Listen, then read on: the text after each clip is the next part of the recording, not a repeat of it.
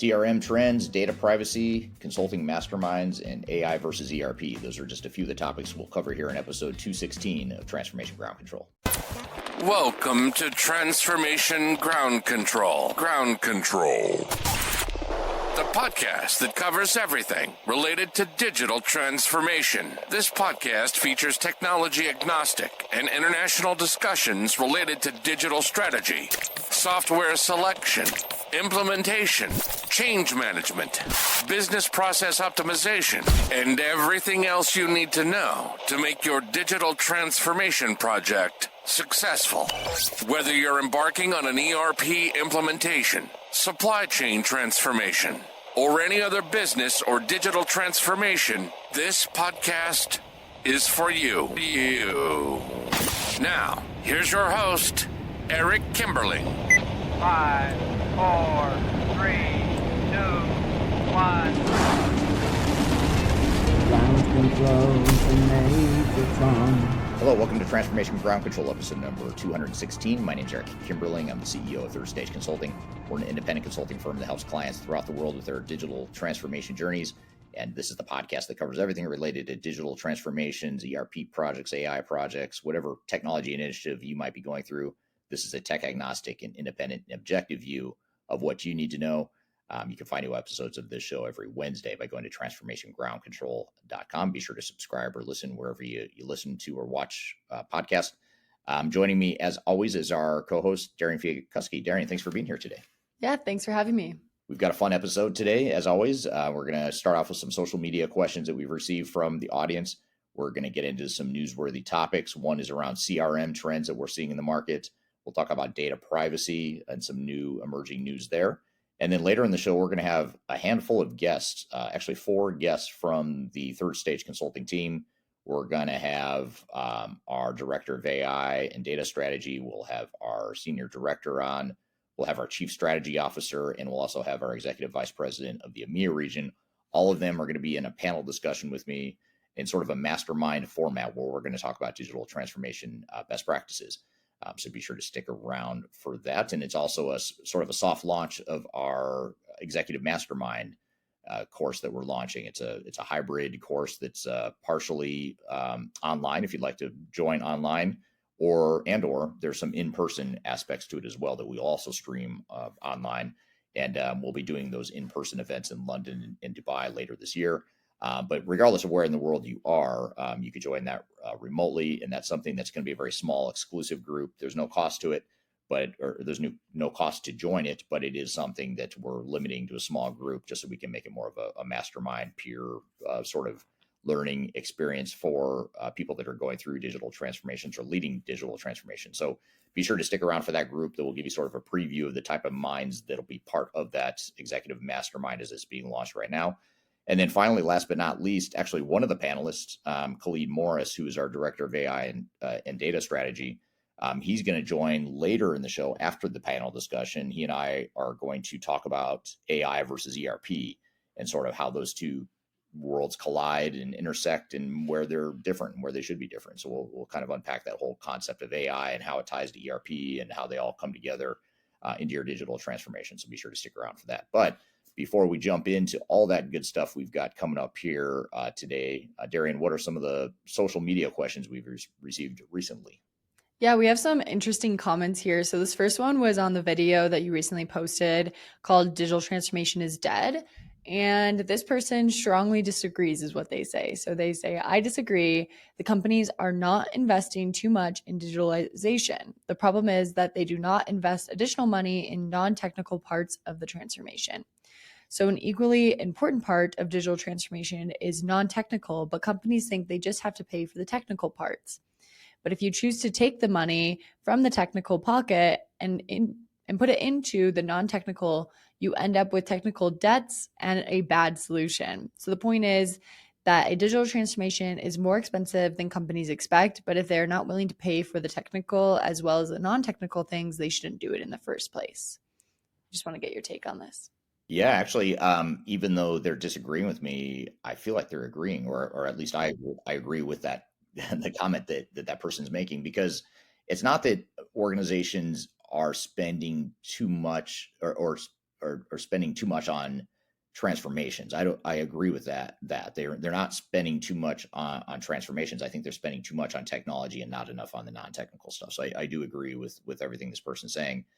One thing that maybe this person and I can agree on too is when you look at a digital transformation, let's just say your scope is this big, you're going to invest in this much technology and this much change, but you risk running, spreading yourself too thin or not doing the change well.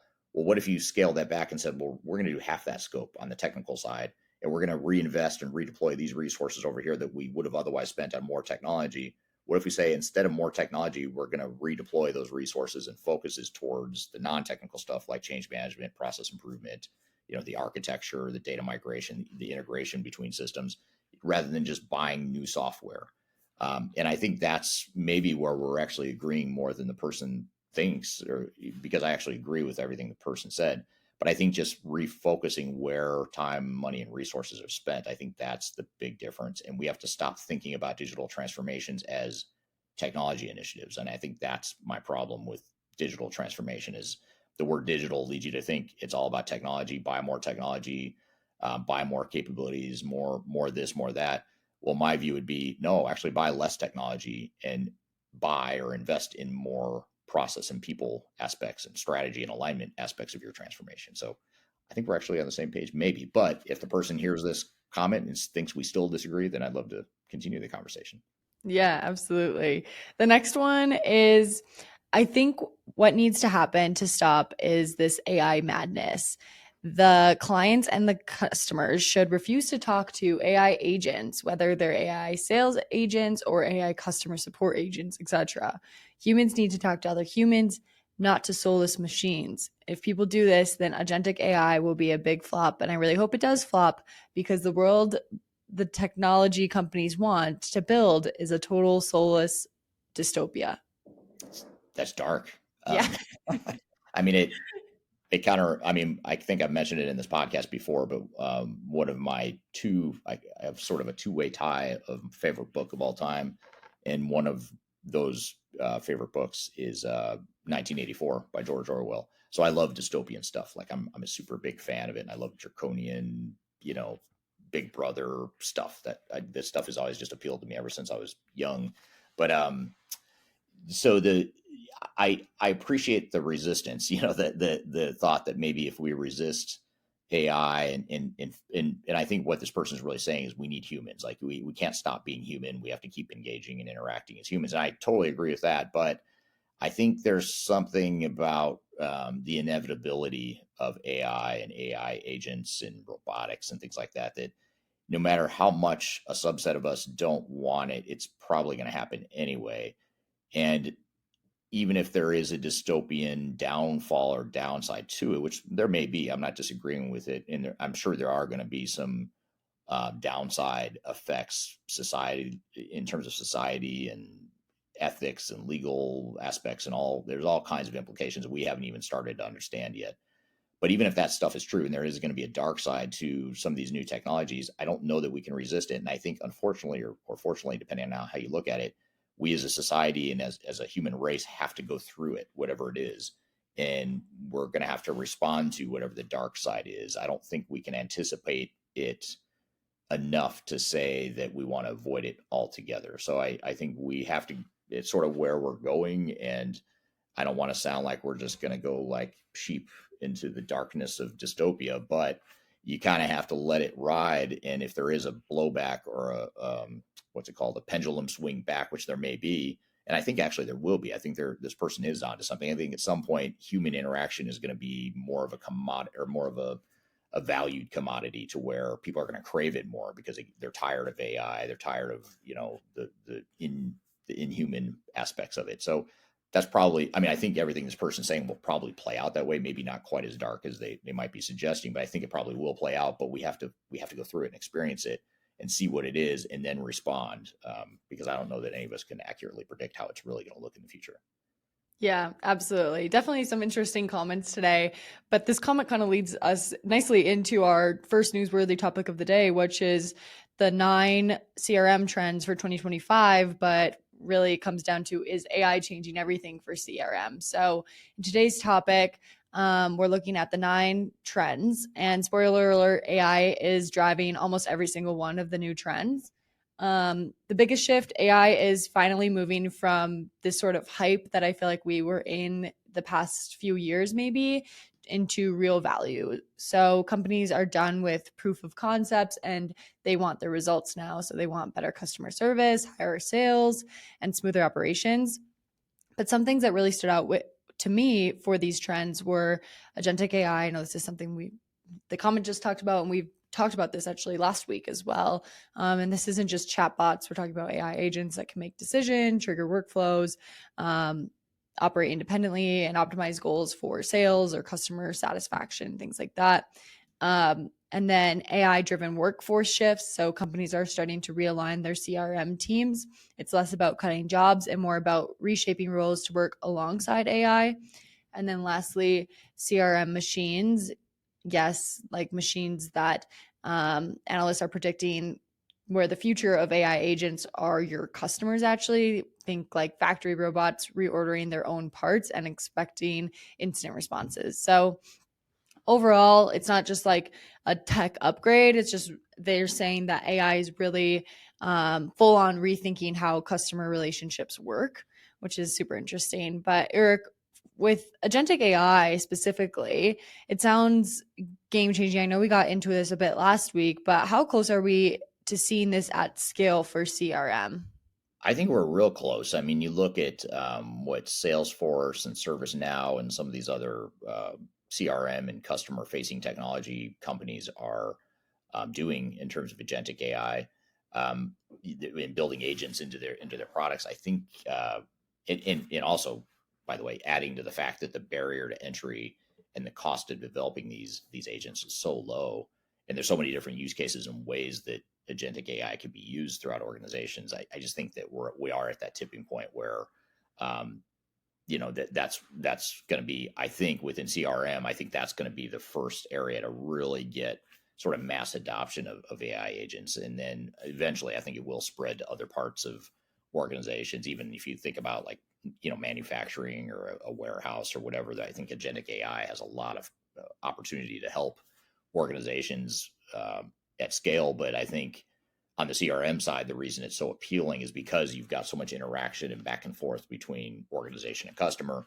and agentic AI is a great way to address that. So I think we're there. I think that, the vendors are definitely there as far as at least building capabilities that are way ahead of where most organizations are. So I think now it's a matter of adoption. How do organizations begin to adopt this at scale? The technology is there, so how do we use it? Yeah, for sure. And with all of this realignment, how should companies rethink training roles in customer service and sales? Yeah, that's a great question. And it brings up a bigger point, which is when you deploy agentic AI or any sort of technology, but especially agentic AI, I think agentic AI, this is even more true than in the past, but any technology is going to change a person's job, and not just the technology they use. It's not just that, oh, now when I come to work, I'm gonna have a different system to use, or I'm going to use agentic AI instead of an old mainframe ERP system. It's not that. That's part of it. That's a small part of it. The bigger part of it is, oh, wow, I'm completely changing my job. My job is totally different than it used to be. Now I'm managing an AI agent, and I'm responding to exceptions, and I might be doing more strategic stuff, and I'm not doing the more mundane work of looking up stuff or trying to find customer information or whatever. Now an AI agent could do that for me. And so what do I do? Like, how do I do that? What does that mean for my job? I've been doing the same thing for 20 years, and now you're giving me an AI agent. So you've got to show me how my job's going to look. So there's an organizational and job design piece of it that comes well before you even get into training and adoption of the AI agent.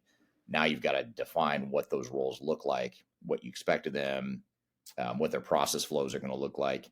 And then you've got to train them on that. So and by the way, none of that stuff really has anything to do with AI agents, although AI agents, of course, influence how the jobs are designed, but it's more about the person and how they do their jobs and training them on that. And then, by the way, here's how the AI agent is going to fit into your world and how you're going to, do your job as a result of that. So that's the way I look at it, as from an org design and a job design perspective being critical, even more critical for AI agents. Yeah, absolutely. And one thing, I mean, you just mentioned, ServiceNow and Salesforce. In your opinion, do you think that Salesforce is technically still like safe at the top, or do you think that it's starting to shift and it's becoming more of an equal playing field? I think honestly, I think all the incumbent ERP and CRM supply chain vendors, I think they're all at risk because I think AI is going to just totally screw up the equilibrium of power and influence for them. I think what AI is doing is it's putting less focus and less importance on these incumbent sort of call it, standard ERP, CRM systems. Salesforce might have more of an edge. I think that maybe it's a little less disruptive to Salesforce because they already are a pretty, I'd call them a nimble product because you've got not only is it CRM focused, but then you've got this whole third party developer platform with the Force platform where you've got people creating third party products on the Force platform. So you've got all these different options within the Salesforce ecosystem that are already pretty flexible. And now AI is just another way of enabling that. So Salesforce might be a little bit less disruptive, but I think in general, the enterprise tech space is going to be completely thrown off balance here because now you've got all these upstarts and it's a lot easier to develop new products, which we haven't even really talked about in this podcast. You think about how easy it is now. If I want to start an ERP software company now, it's a lot easier now than it was 10 years ago because I could even do it. I'm not a techie. I don't know how to code, but if I can use or get someone to use AI to create a product quickly at a scale, I mean, what does that mean for competition to the incumbent software vendors? But even setting aside that, I mean, just looking at AI as its own product category, I think that's going to completely disrupt the world. And I know we had recently Jan Bon on this podcast, and he's a big advocate of the whole composable ERP movement and the fact that traditional ERP vendors are pretty much dying, which is really interesting because he helped pioneer the whole category of ERP software, but now he's the one disrupting it, which I find super fascinating. And by the way, he's a big fan of Clayton Christensen, and Clayton Christensen is, if you don't know, he's an author, and I think he passed away just recently, but he's a very well-known author that wrote Innovator's Dilemma. And he talks about how this whole concept of creative destruction, basically you have to if you create a category and you're successful in it, to be innovative, you have to figure out how to destroy the category you created. Because if you don't do it, someone else will. So you might as well be the one to disrupt it and create something better. And so I think that's what we're seeing in the market right now is composable ERP is sort of in AI in general is sort of disrupting and taking over the enterprise tech space. And I think it will disrupt the incumbents. I think the ones that are most at risk are going to be the big guys, SAP, Oracle, Microsoft. Those three guys, maybe not so much Microsoft just because they've invested so much in AI over the years and they've got the open AI connection and maybe they can adapt a little bit easier. But SAP and Oracle, I think, are going to have a lot of trouble with this whole AI movement, even though they are investing in AI in their core technologies. It's just different. I mean, it's still big, clunky, cumbersome systems that you're trying to plug AI into now, whereas you've got all these startups that can provide potentially more nimble solutions. Yeah, that's super interesting for sure. I think another part of it, which we'll get into with our next newsworthy topic too, that people are concerned about is obviously the data privacy and the cybersecurity side of what happens with all this change that is going on in the tech world right now. So to get into our next topic, this article breaks down how specifically India's Digital Personal Data Protection Act is shaping the way organizations are thinking about cybersecurity, compliance, and innovation.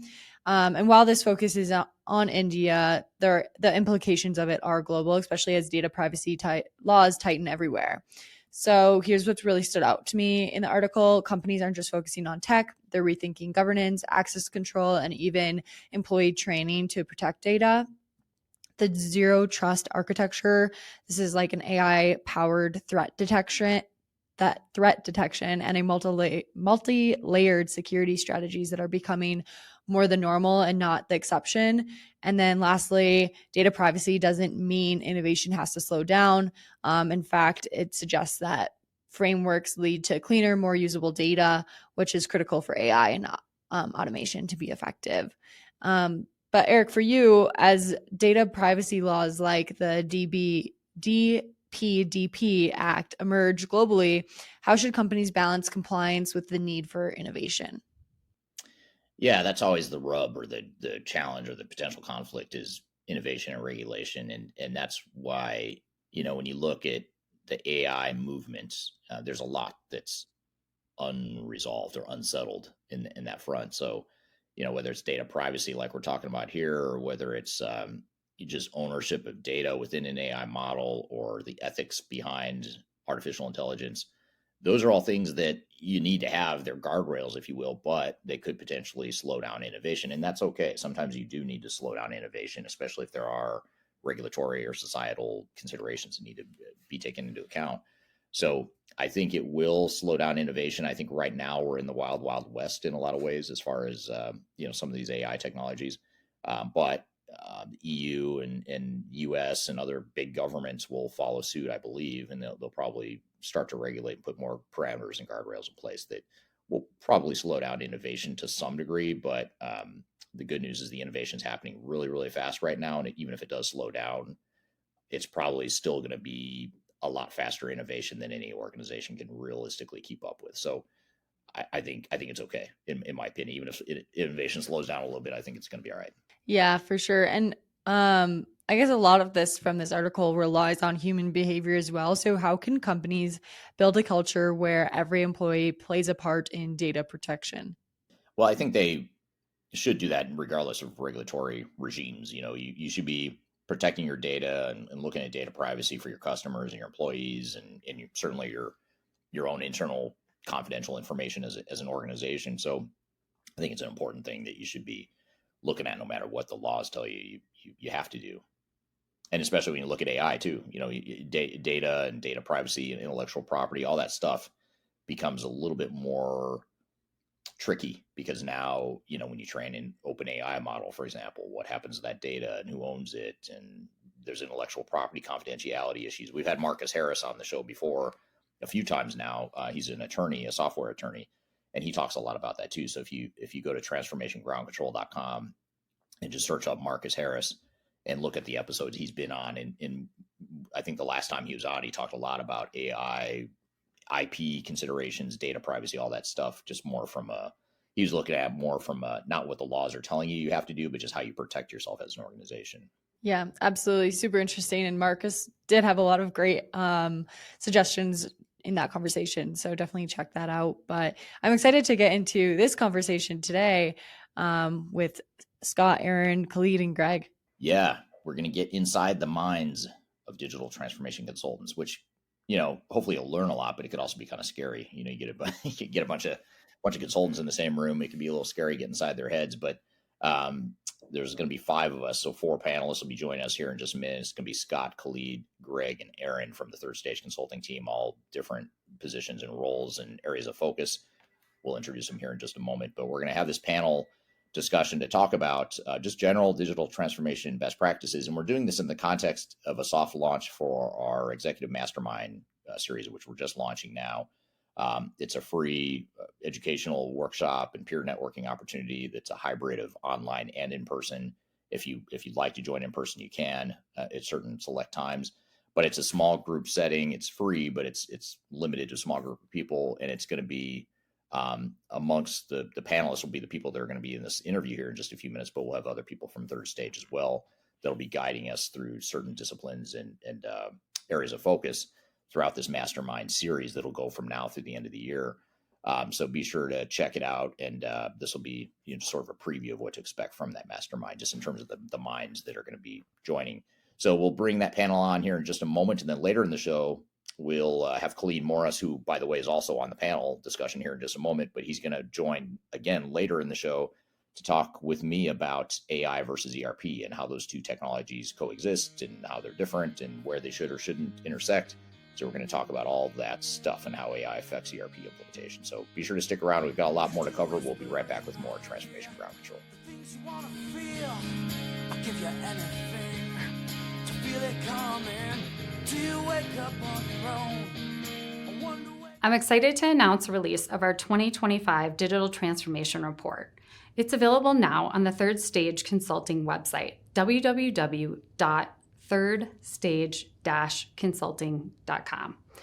This report gives you an unbiased, technology-agnostic insight to help you optimize your organization's projects for success. Get your copy today using the QR code in front of me or on our website. Are you looking for ways to promote your product or service to enterprise technology decision makers and influencers throughout the world, like the ones who listen to this podcast? Major Tom Productions creates media, events, and influencer marketing for B2B technology providers. Our productions are exciting, educational, disruptive, and effective. Most importantly, they create results.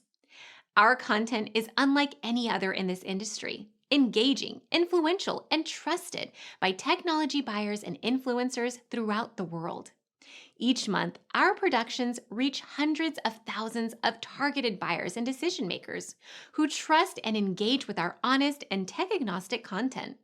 With long-tail viral results and engagement with our content, Major Tom Productions provides a way to reach your target market and create awareness, calls to action, and a connection with potential customers. So collaborate with us today.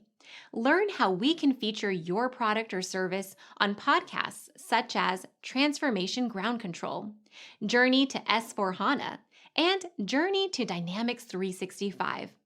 We can also feature your brand on our YouTube channel called Digital Transformation with Eric Kimberling, which boasts over 100,000 subscribers and over 2 million video views per year.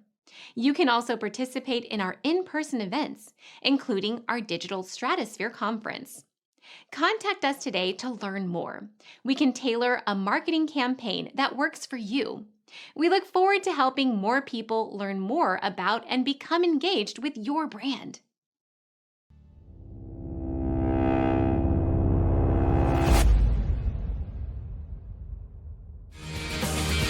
And I'll do anything you ever dreamed to be complete.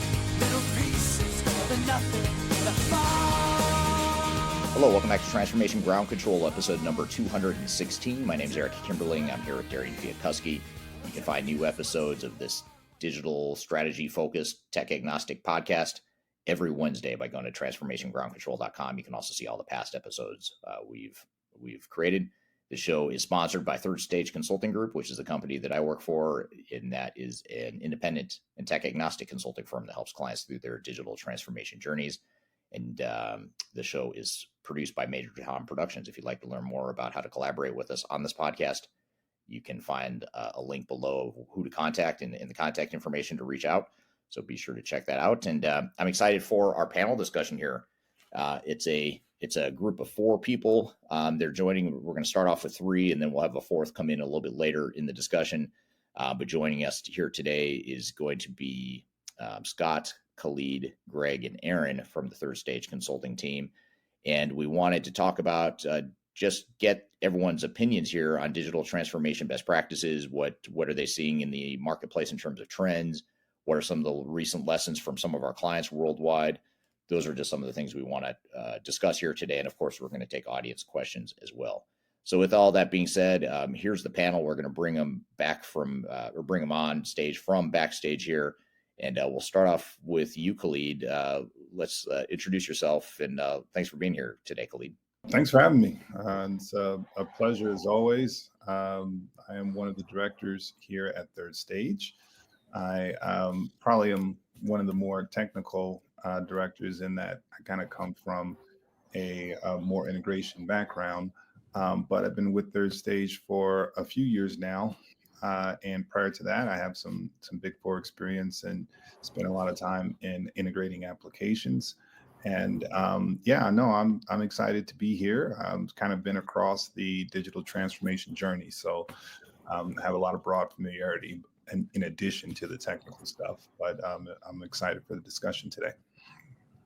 Great, thanks for being here. And Khalid is our AI and data strategy expert. So anything that comes up today related to AI and data, he's probably going to be the first guy that we ask to answer those questions. So that's the other part of your experience that'll be helpful here today. Dr. Scott Janke, thanks for being here today. Good morning. Hello. Senior Director at Third Stage Consulting. primary focus is on the execution and delivery of projects around enterprise solutions, mostly ERPs, but other enterprise solutions as well. Longtime consultant, operational focused resource. I remember back in my days of getting into computers when I hated computers, around computer cards and 24 and 1200 baud modems and the like. And here we are in the world talking about what Khalid had mentioned, the world of AI and automation and efficiencies through computers. So quite a big journey, but definitely appreciate being on this panel this morning. Yeah, thanks for being here. And last but not least, Aaron Patterson. Hey, thanks, Eric. My name's Aaron Patterson. I'm the Executive Vice President for EMEA for Third Stage. I've been with the company since the middle of last year. Actually worked with Eric about 25 years ago at the first consultant organization that I actually worked in the US, a company called Convergent Group. Had a lot of experience kind of helping set up and build consulting and SI and product organizations over the last 20 years, and that's involved helping some of the major utility companies around the world implement some pretty hardcore operational and ERP systems throughout the life cycle of their work. So looking forward to today. Really looking forward to the conversation and covering the topics we've got on the table. So thank you. Yeah, absolutely. Thanks for being here, all three of you. And this is a great dream team panel discussion, and certainly anything that comes up related to the nuances of international projects in the EMEA region in particular. I will defer to you on that, Aaron. So thanks, all three of you, for being here. I also want to thank the audience, some of the audience who've chimed in on where they're joining from today. We've got someone joining from Illinois today. Thanks for being here. Youssef is joining from Egypt. Thank you for being here today. Got someone joining from Colonia in British Columbia. Someone joining from Ireland. Thanks for being here. And then Natika joining from Charlotte, North Carolina. Those are just a few of the examples of where people are joining from today. So thank you for dropping in the chat where you're joining from today. And then we also just got another one, Emerson from South Africa. Thanks for being here today as well. And I like the picture of the elephant there. Is that an elephant? Yeah, it looks like an elephant on the handle there. So very cool. Reminds me of, speaking of where Aaron and I met, it was in South Africa. So, or we didn't meet there, but we had our first international project together was in South Africa. A big company there that this person, Emerson has probably heard of. So thanks for being here, everyone. I guess just to start, and maybe I'll start with you, Scott, on this question, just real high level, keeping it real, sort of the flyover view, just to get things started. What are some of the, when you look at these digital transformations, ERP projects, and even AI projects now that we're starting to see, what are some of the key success factors that are consistent, regardless of what technology we're talking, or regardless of how technology might evolve? What are some of those key unbreakable, timeless lessons that you've learned as far as what makes these projects successful? Well, if anybody is familiar with the KISS principle, I won't go into the acronym, but really focusing on what the organization wants to achieve out of the series of projects, and that's probably the first step. Is that we tend to get brought in during an implementation just to learn that the organization tried to put as much change into one project as possible. And part of what we talk about a transformation engagement is a series of projects. It's no longer, I need to do everything in one single project that will take 3.5 years to complete. It's better to take bite-sized opportunities for change and focus on that, but ultimately what the long-term objective is. But probably the thing that we're learning more and more, especially with some of our SMB clients, is they'll watch some of these videos, they'll do some online research, they'll talk to consultants, and they think it's a one-size-fits-all kind of mentality. An organization that is a young tech company that's growing rapidly is a tremendously different organization than somebody that's been in business for 100 years and they're in manufacturing. So you really have to tailor what your transformation project is going to be to what you're able to achieve. Organizations that are young, dynamic, younger workforce, used to change, can handle a lot of disruption to their business because they're looking for that. But organizations that are long-term stable need to take a little bit smaller bite-sized opportunities for change, measure the results, then do the next engagement. So don't try and cram everything into one project, assuming then you're done for the next 20 years. That should not be the mentality. Yeah. Not to mention the fact that, if you're planning this to be a big, massive 3, 4, 5 year project, that's sort of a one and done, big bang, sort of a approach, think about how much your business is going to change in those 3, 4, 5 years. So it's sort of like trying to address a moving target, which isn't realistic for a lot of companies. Agree. Yeah. How about you, Khalid? What are you seeing as sort of those timeless, ageless lessons from implementations? You've been doing this a long time too. I mean, what are those things that you could have said 10 years ago that still apply here today? I'm a people process technology kind of guy, and you strike me as that. Little basics there. And I think what Scott is describing there kind of really touches that process side, the people side. Sorry. But it's important, I think, for people to understand that technology is not a fix, right? It's an enabling function.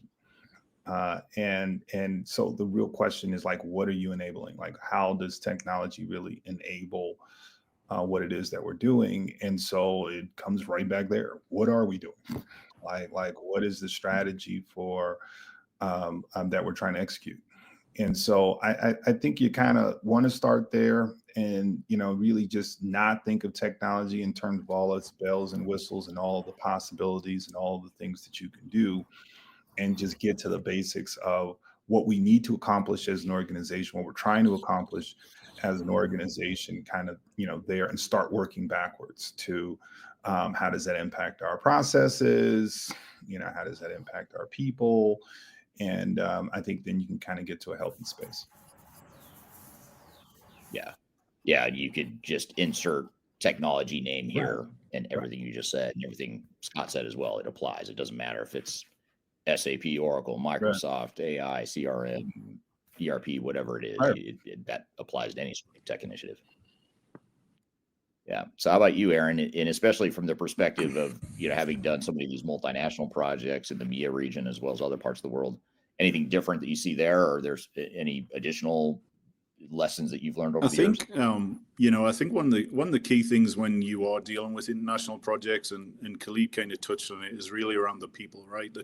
The cultural differences that you have between organizations in terms of, just the communication, even how people like to be communicated to, how they like to communicate information back, and trying to keep so many people in so many different locations on the same page all the time, right? I think that's probably one of the critical things that impacts that. The other thing that isn't really international specific is really around realistic timeline and budgeting, right? The number of times we go into a client and they have, looked at a business case and said, we have to go live by December of this year, otherwise the business case doesn't work. And they are force fitting a project into a specific schedule because somebody decided a little while ago, and that essentially breaks the project before it even starts, right? I mean, there's so much pressure on the timeline. They maybe aren't really taking into consideration any risk items and any buffer in the schedule. A lot of times we see, which is hilarious given what we've actually seen, is, when budgets come under pressure, the first thing to go is the train and other change management, which is, to us, is, that's way more important, because you can do whatever you want with technology, but if nobody uses the system, you may as well have just gone home and did nothing for the length of the project, right? I mean, it's completely useless. So making sure that you do have a realistic timeline and budget for the project before you get started, or at least have a good indication and have the flexibility to work on that as you're going through the process is pretty key. Yeah. I mean, it's a great point, because, you talk about how much money companies spend on technology, but they don't invest in the stuff that matters the most. And it's almost like you'd be better off just throttling back significantly what you spend on technology, invest more of it in change management, or at the very least, just don't do as big of a change. Back to your initial point, Scott. I mean, you don't have to do this all at once. There's nothing saying you have to implement an entire ERP system in the next, X number of months or years. So you've got to go at that deliberate pace that's going to be successful and figure out what that right scope is. And maybe it's not quite as big or as expansive as you thought it would be or should be. And it may not be as big and expansive as your software vendor wants it to be. You've got to look at what's right for your business and get that alignment that you guys are talking about. It's a great points. I want to turn back to the audience here real quickly. So we've got someone joining from Nigeria. Thank you for being here today. Someone joining, Prince is joining from Portugal. Thank you for being here today. This is Emerson from South Africa again. Somehow Emerson knows that Cape City is my favorite town. I'm not sure. I'm sure I've said that publicly, but that's very interesting. Good memory because that is my favorite town. I love. I just love South Africa in general. Here's an interesting comment from Luciana. Happy to see the gray hair here. Thanks to discuss live today. I don't know what that's supposed to mean. I thought I colored it. No. I'm trying to hide it as much as I can. But I was just telling my wife last night that I think I need to color my hair, but she kind of shot that down and said I should not do that. So thanks for validating that it's okay to have gray hair. Here's from Emerson again. I like bite-sized change management or change implementation, but it goes against the profit-making entities. In South Africa, we have lots of failed ERPs by big retail houses. And I want to hit on something here that Emerson is honing in on that's really important, and that is the vendors make money when you do things that aren't necessarily in your best interest. And so they're going to pressure you and tell you that's the right answer. And in fact, they would probably say it's the exact opposite of what all three of you just said. Some of the lessons are from implementation. So that's the rub. That's the conflict in the industry is what we're saying is something you don't typically hear from software vendors. You typically don't hear from the big consulting firms and system integrators because they make more money when you do things the way that aren't going to benefit you. And it's not necessarily even because they want to screw you or they want to see you fail. I don't think that's where it's coming from. It's coming from a profit motive, but that profit motive is misaligned with what makes these projects successful. So I think that's a really, really good point. So thanks. Can I add something there, Eric? Emerson? Yeah, please do. And I agree with Emerson that when we talk about ERP projects, we're managing a project right now that is probably from end to end going to be at least 4 years in duration. So my earlier comment about trying to keep the individual projects under a transformation in very tight scope and duration does not exclude the fact that in many cases to deploy a new ERP in an organization might take 3+ years. So I don't want to diminish the fact that everything can be done really quickly. But on that front, we have been seeing a change in the marketplace by the ERP vendors of kind of a little bit more of a turnkey, shorter implementation. And I also want to raise caution around that as well. So if after a couple of meetings with a prospect, the software company says, we can get you live with a new ERP in 9 months, be cautious. That might be a great way to start scheduling first, but you have to understand, and going back to the comments of my peers here, every company is different, right? And if a company has never done a major IT project in 20 years, assuming you can do something like that in 9 months is pretty ridiculous.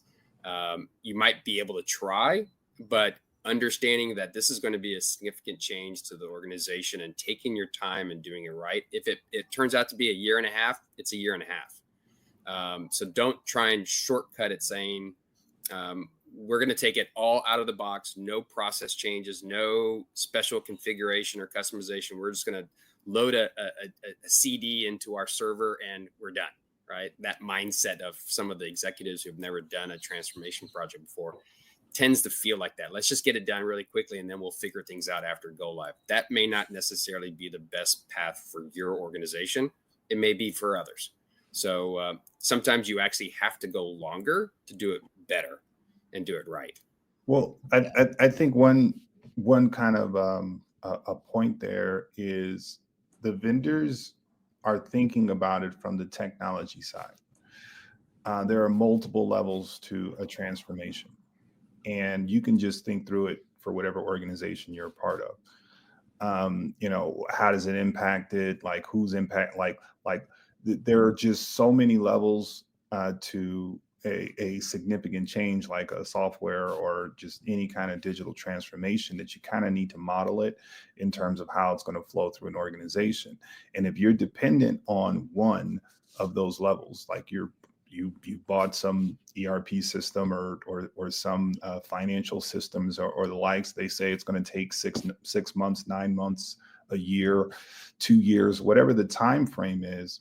They're thinking about it from that one level, that one that you're paying them for.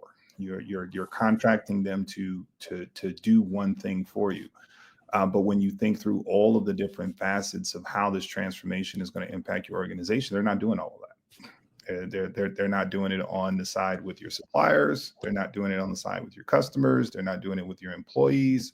They're just sort of doing the scope, the narrow scope that you outlined in whatever statement of work you signed. And so kind of what the point I think we're really trying to get folks to realize here, and Eric, when you say it's a point that's counter to what a lot of vendors are saying, is I think our point is a little more expansive, and it's more at the heart of what businesses are dealing with respect to a transformation. It's, yes, you do need to think about the people. Yes, you do need to think about the change aspects of this. You need to think about those impacts. You need to think about your processes and not just how they're going to get implemented, but who's all going to be impacted by, and do they understand all the details around all of those different elements. That you can't put that on a software vendor that is coding or programmatically trying to figure out how to build this in a way that you're telling them to design it. And furthermore, you won't even know how to tell them to design it if you don't do a lot of this work up front. So that you really have to respect the process and respect the journey. And sometimes that'll take you to where Scott's telling you. Sometimes that'll take you in small bites. Sometimes that'll phase it out in a long-term stride. And you just kind of have to trust that we'll get through it as an organization if we plan accordingly across all the different ripples that our organization needs.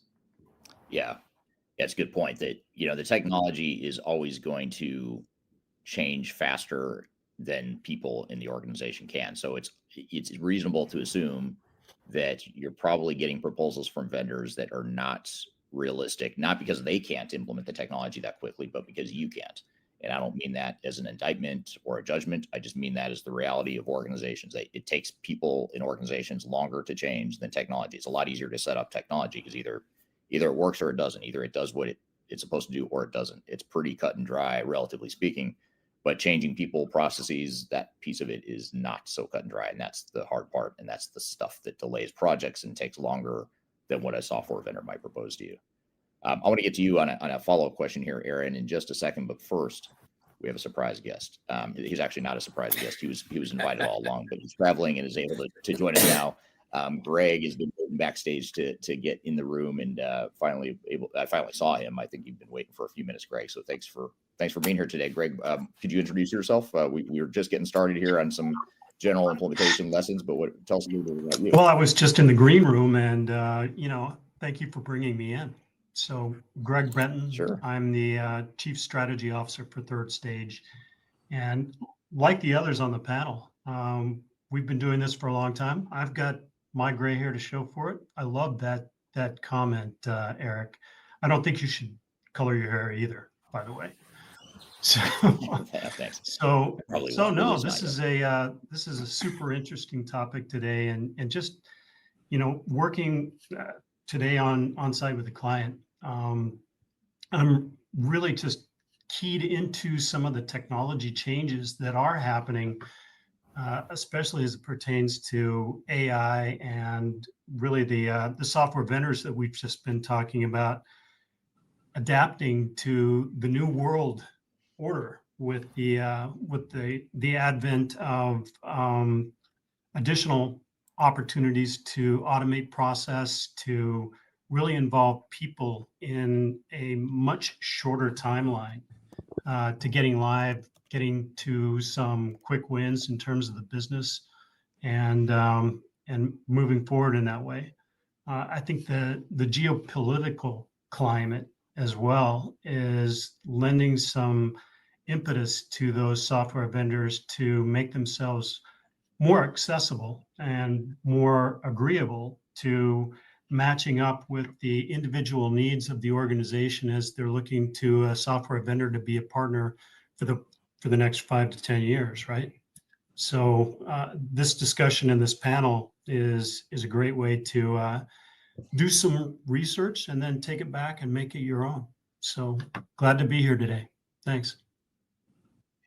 Yeah, absolutely. Thanks for being here. And a follow-up question that I have for you, Aaron. This is from Darian on LinkedIn. Darian asked the question of what's one of the biggest cultural or regional differences you've seen affect a transformation project success in EMEA? Is there anything different you're seeing there than what might apply to the rest of the world? I think there's a couple of things. One on a very basic practical level, just the time zone differences, right? Especially when you get to the true international and you're dealing with, Asia Pacific and the US or the Americas and then Europe as well and Africa. If you have a truly international organization, then just the difference in communication that is required on those projects, just because nobody is working at the same time. Everybody's on a different kind of time frame and trying to keep everybody aligned and communicated and things moving forward at the appropriate speed. I think from a cultural perspective, one of the things I've definitely came across and done a bit of research on as well is just leadership styles, right? Depending on the countries that you are working in, a lot of times there is an overarching kind of culture of leadership. In some organizations or countries, it's very hierarchical. And so a lot of people won't actually move forward unless their boss gives them the okay. I worked on a project in Brazil, and we had a really hard time getting anybody to sign off on requirements documents because they didn't want to be the person responsible. And so it kept getting pushed up. And the only person who would actually sign was the CIO. And this was of a, multi-thousand person organization. Whereas, if you're trying to get people to follow and lead and do what you need to do on a project, a lot of the Scandinavian countries, they're very much not hierarchical and they want more of a team decision and a team process. And the person who's technically the leader, really part of that team and working together with everybody to bring that forward. And I think, there's mass generalizations that you can make, but what's key is just recognizing the culture of your team, the culture of your team in the different locations, and making the adjustments necessary on the project change management itself rather than even the implementation change management, and the communication methods and styles that you use to be able to bring everybody along in the same way and everybody feel included and part of the solution. Yeah. And that last part you mentioned becomes even more challenging for these big multinational projects, getting people to feel included, getting them to feel like the change isn't being forced down their throats from the top or from the homeland or the parent company in some other foreign country. It exaggerates any cultural differences and sort of magnifies them when you do that. So you've got to really invest in change management even more so when you're in these multinational environments. Absolutely. You have different cultures. Yeah. Great point. Here's a question I've got. I want to point this one at you to start, Greg. This is a comment is from Ivan on YouTube. And Ivan says, often there isn't enough transparency when choosing a new system. If you haven't got prior knowledge, you are pretty much cooked, as you have to trust the vendor blindly. And I think those last two words, or the last four words, I should say, of that comment are really, really important. Trusting the vendor blindly. I think that's something we see a ton. A lot of our clients do it, and it's understandable why they do it. They do it because they're not experts in technology. They're not experts in transformation. You've got a vendor here that is an expert. They're telling you all the answers and sort of guiding you and directing you. But if you don't know any better, they end up managing you and telling you what you're going to do with your organization. They're going to make money off it regardless of whether or not you're successful, but you're the one that has to live with the results longer term. So How do we deal with that dynamic, Greg? I mean, what are some of the lessons we've seen with our clients as far as how can we not trust the vendors blindly? Well, I think this speaks to our core value of being independent and agnostic in terms of our approach to choosing the right software vendor and partner, right? Many organizations have got a legacy relationship with a software vendor that maybe dates back 20 years. And they're told by the software vendor that, you've trusted us this long, you need to move to our latest and greatest version. We can help you do that. You don't need to look anywhere else. And as Ivan is saying, you're pretty well cooked if you take that approach, because you're not going to be looking at other things. You're not going to understand what else is available, what might be a better fit, what might be a hybrid solution, correct? In terms of going forward. And so the approach that needs to be taken is don't jump off of a cliff into this with your existing software vendor. Really understand what is in the marketplace, what is available to you as a best fit, and work with someone that can take that independent approach that is not connected to a single software vendor as a practice or as a partner, and have them help you actually get through the process of selecting the right platforms that are going to be your business operations going forward, right? So it's no longer just really a single ERP. Very often it's the entire ecosystem of applications and systems that run together in what we call now the digital enterprise operations. And if you pull that whole portfolio and that whole roadmap together for the next 3 to 5 years, you're going to see a very different picture than you will talking to a single software vendor of ERP, right? So yeah, it makes total sense. And looking at the full picture is sort of a theme that we're hearing here. Is you've got to look at, I think you said it, Khalid, people, process, technology. You've got to look at all three components, not just technology. And we need to rethink how we focus so much of our efforts on just technology without thinking about the people and process piece of it. We're here inside the minds of digital transformation consultants. We've got a lot more to cover, but first we're going to take a quick break. We'll be back with more Transformation Ground Control.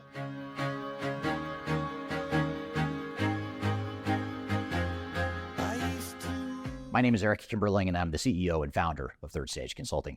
Before we dive too far into today's content, I want to invite you to learn a little bit more about Third Stage Consulting, who we are and what we do.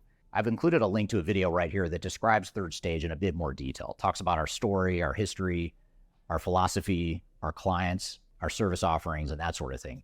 But in general, what Third Stage Consulting does is we're an independent and tech-agnostic consulting provider. We help clients through their entire digital transformation life cycles, beginning with digital strategy, software evaluation and selection, all the way through and including implementation planning, implementation readiness, and the actual implementation itself. We're technology agnostic, so we only represent our clients' best interests. We do not represent software vendors. But having said that, we work very closely with software vendors, all the leading players that you can imagine we've worked with, both in helping clients evaluate and select them, but also in helping clients implement those solutions as well. So we have a very broad, objective, agnostic view of the market that is meant to really represent your interest as you go through your digital transformation. I also encourage you to scan this QR code right here to get access to our resource center. This resource center has a ton of information, a ton of ebooks that are free. You have access to top 10 software rankings, playbooks for how to make your project more successful, guides to change management, YouTube videos, all kinds of stuff that are going to help you through your digital transformation. So I encourage you to scan this QR code to get access to those resources. And please feel free to reach out to me directly to brainstorm ideas about your project. Even if it's just informally, you want to bounce around some ideas and get some informal advice, I'd be happy to spend some time with you. So feel free to reach out to me. I've included my contact information below. You can also find it in the description field of this video as well. The last thing you want to have happen is for your digital transformation to end up in court. I've been doing this for 20 years and I have seen everything. My name is Marcus Harris. I'm a software and technology attorney focusing my practice on drafting and negotiating software-related contracts and litigating software disputes across the country. Feel free to reach out to us at taftlaw.com. We'd love to talk to you about the litigation process and what you can expect. Roman cavalry choirs are singing.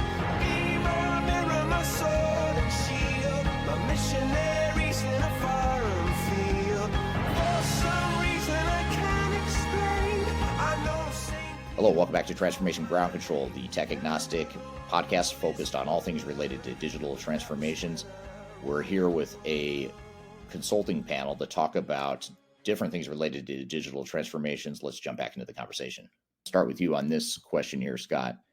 This is from Darian on LinkedIn, and this is a great question, sort of continuing with this theme around how do we reconcile between, what a software vendor might tell you you should do versus what you should do, what's best for your operations.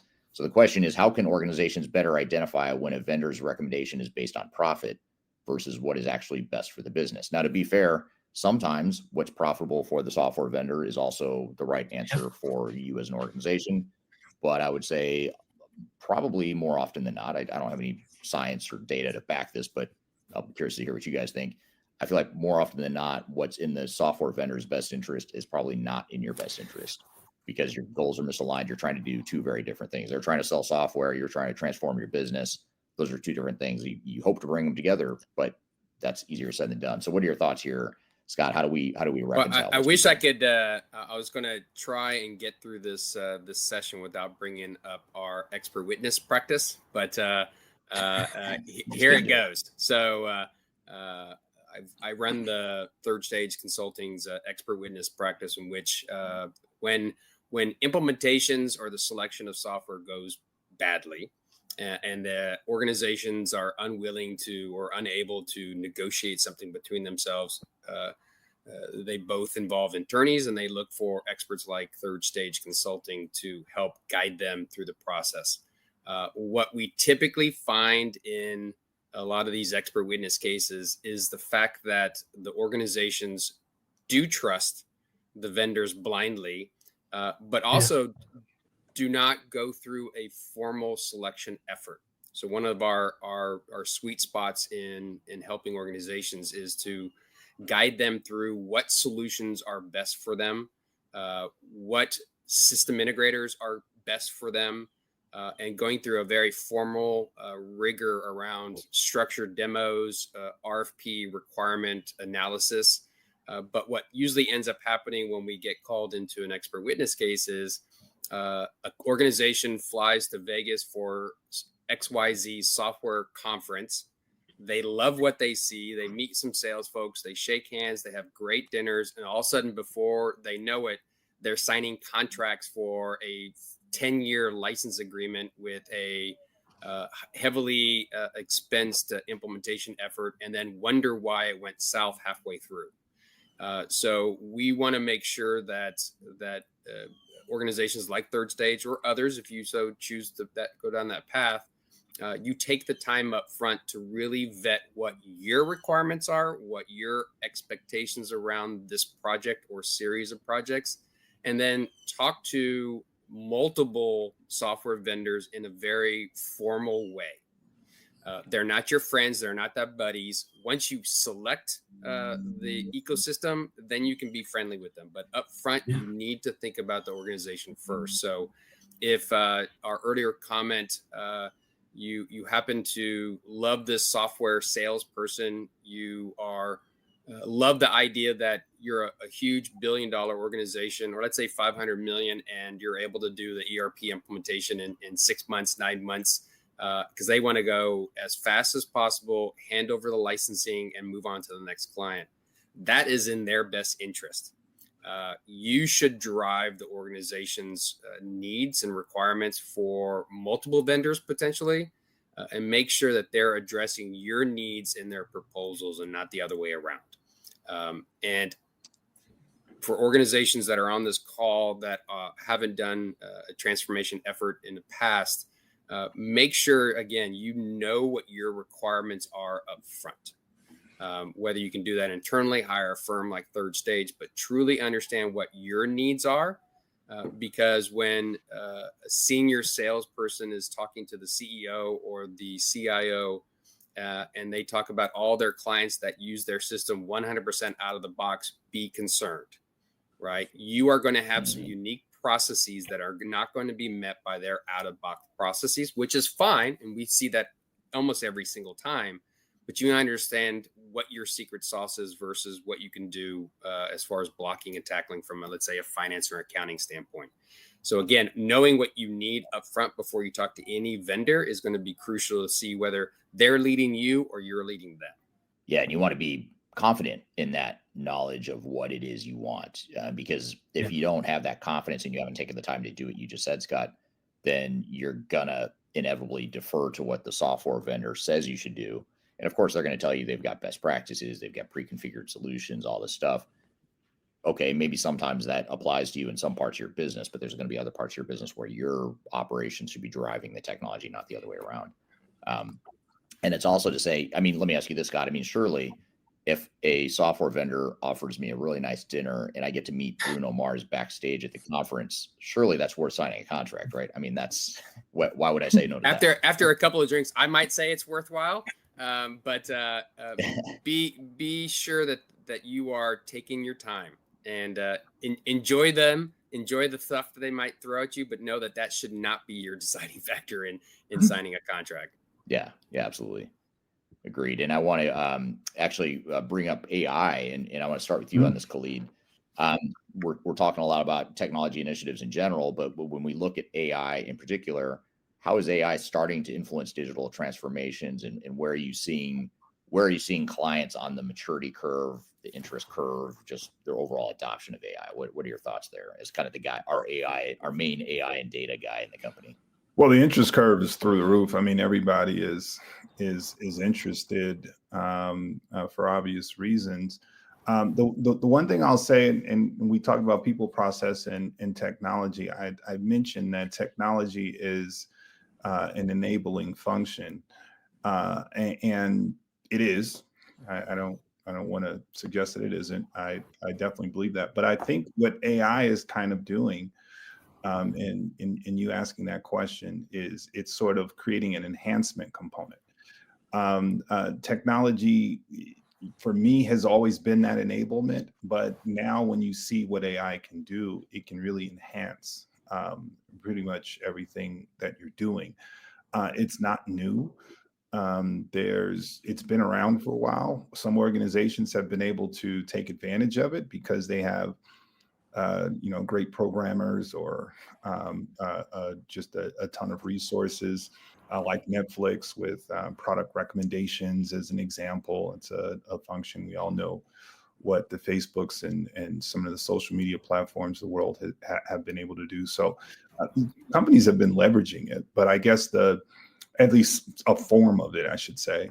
The difference now is so much is at our fingertips, and that's new. And that's different. And that's the change part that can affect small businesses, just like it can affect, municipalities, large organizations. I mean, they all can leverage a lot of the features that AI has now brought to the marketplace in a variety of ways, not just through ERP systems, but through what you can do with your own platforms and your own data and create your own IP in many respects. So I think from that end, that's the difference. And do organizations know how to leverage it? No, they're still trying to figure out what it is. They're still trying to get their mind wrapped around terminology. They're still dealing with, I think, the consumer end of artificial intelligence with some of the popular features that are out there in the marketplace, like some of the AI things that are out there. I love Zapier, by the way. That's a tool that I think you can get a lot of use out of. But tools like that, tools like chat, things that consumers are now dealing with that are like, wow, I didn't know I could do this. So they're still trying to figure that out before they can really dive into, well, organizations have features too. Organizations have can leverage AI in amazing ways, just like people can in their spare time. So I don't think people are taking advantage of. I think they're trying to figure it out. And I think as they come to understand how powerful it can be and how transformative it can be for their organizations, I think it really comes back to exactly what we've been discussing. The change aspects. How does it change our people? How does it change our process? How can we automate things in ways that we never really thought we could before? So it's extremely impactful, and it's just causing a ton of disruption. I think that's the simple way to answer that. Yeah, well said. And I want to ask you a question here, Aaron, just as a follow up. And when you look at just sort of general trends, whether it's AI or other technological trends, or maybe non-technological trends that we're seeing in digital transformations, when you look to the EMEA region in particular, and even broader, globally, what are some of the major trends you're seeing in the space as far as changes, whether it's technological or not?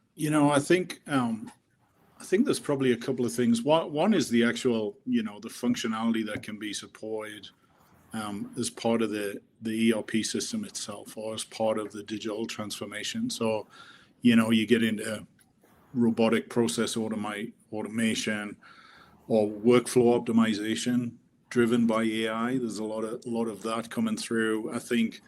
But then on the other side, from an organizational point of view, we're also seeing a lot of AI-driven kind of cybersecurity and risk management. There's a lot of work going on there that's able to help that.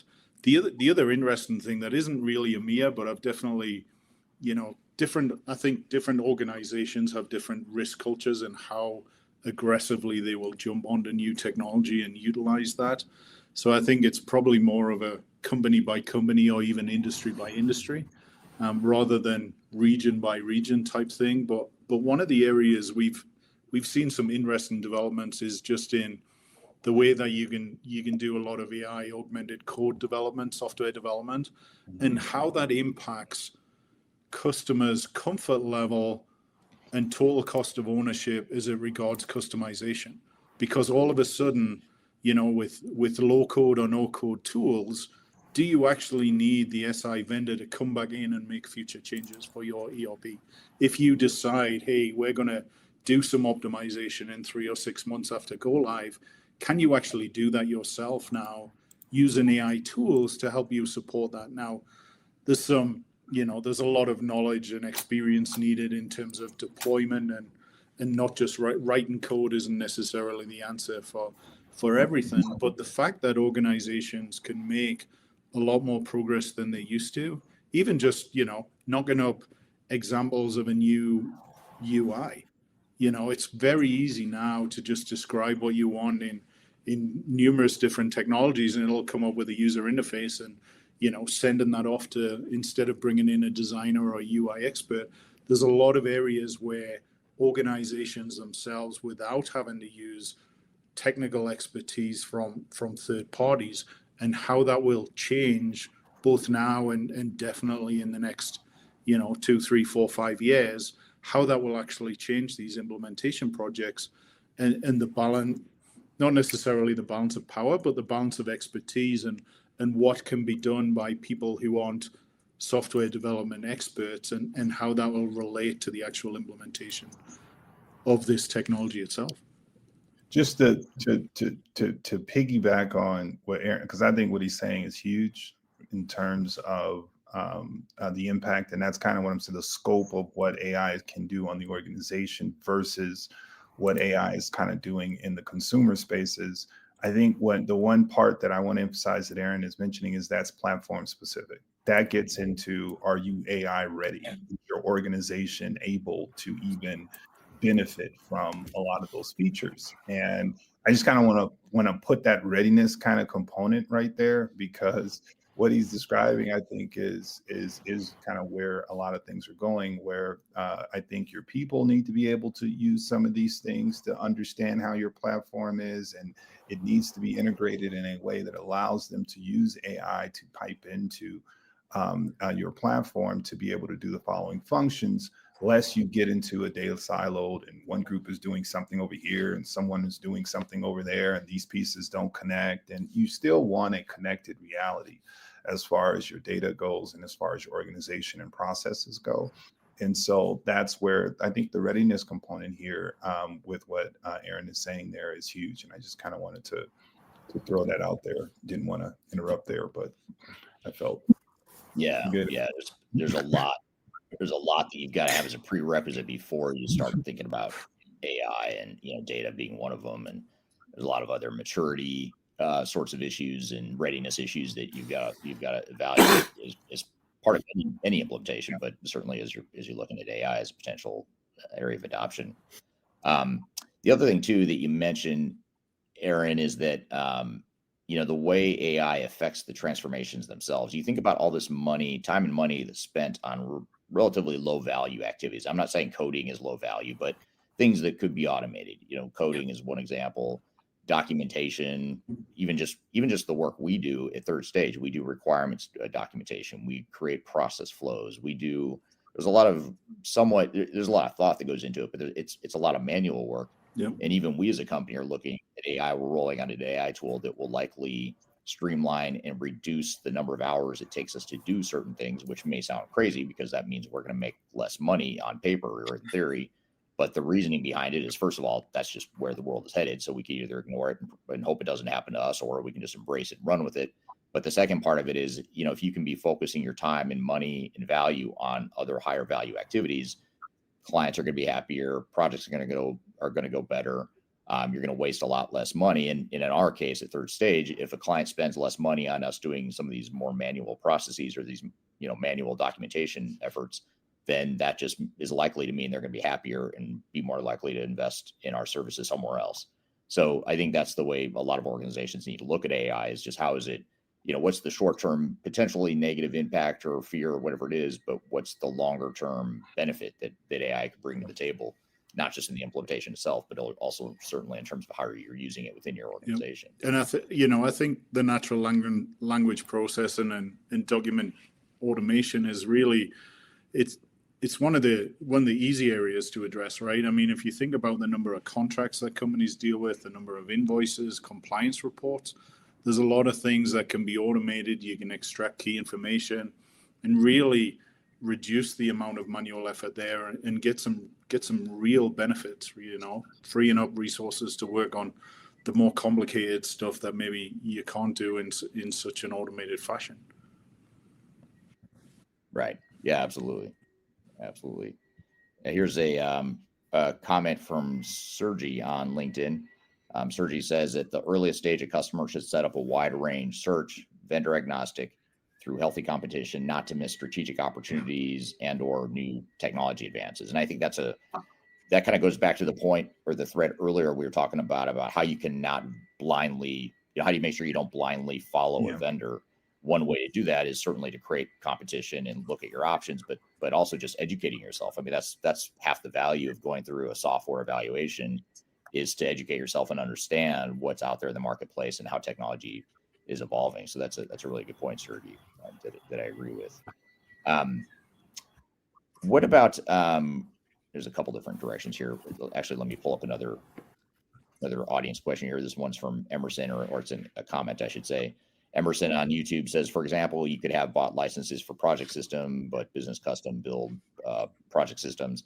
I think the point here being that you have a lot of different options, whether it's off-the-shelf ERP systems or custom dev or best of breed composable ERP. That's something we talk a lot about on this podcast, and we talk a lot about internally at Third Stage, is this whole composable ERP concept. And composable ERP is really just a way to think about it as like Lego blocks of technologies that you can tie together with either AI tools and or just your traditional integration, or you could use a BI or workflow integration tool like a Palantir or Snowflake or a Rapid, one of those tools to pull together some of the different technologies that you have.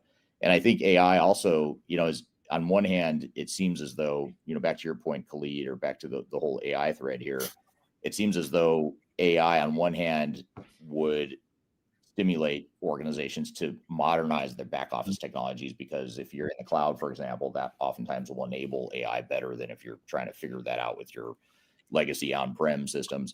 But on the other hand, AI gives you an option to sort of layer on more modern technology without necessarily having to rip out all your back office systems. Is that something you're seeing, Khalid, or is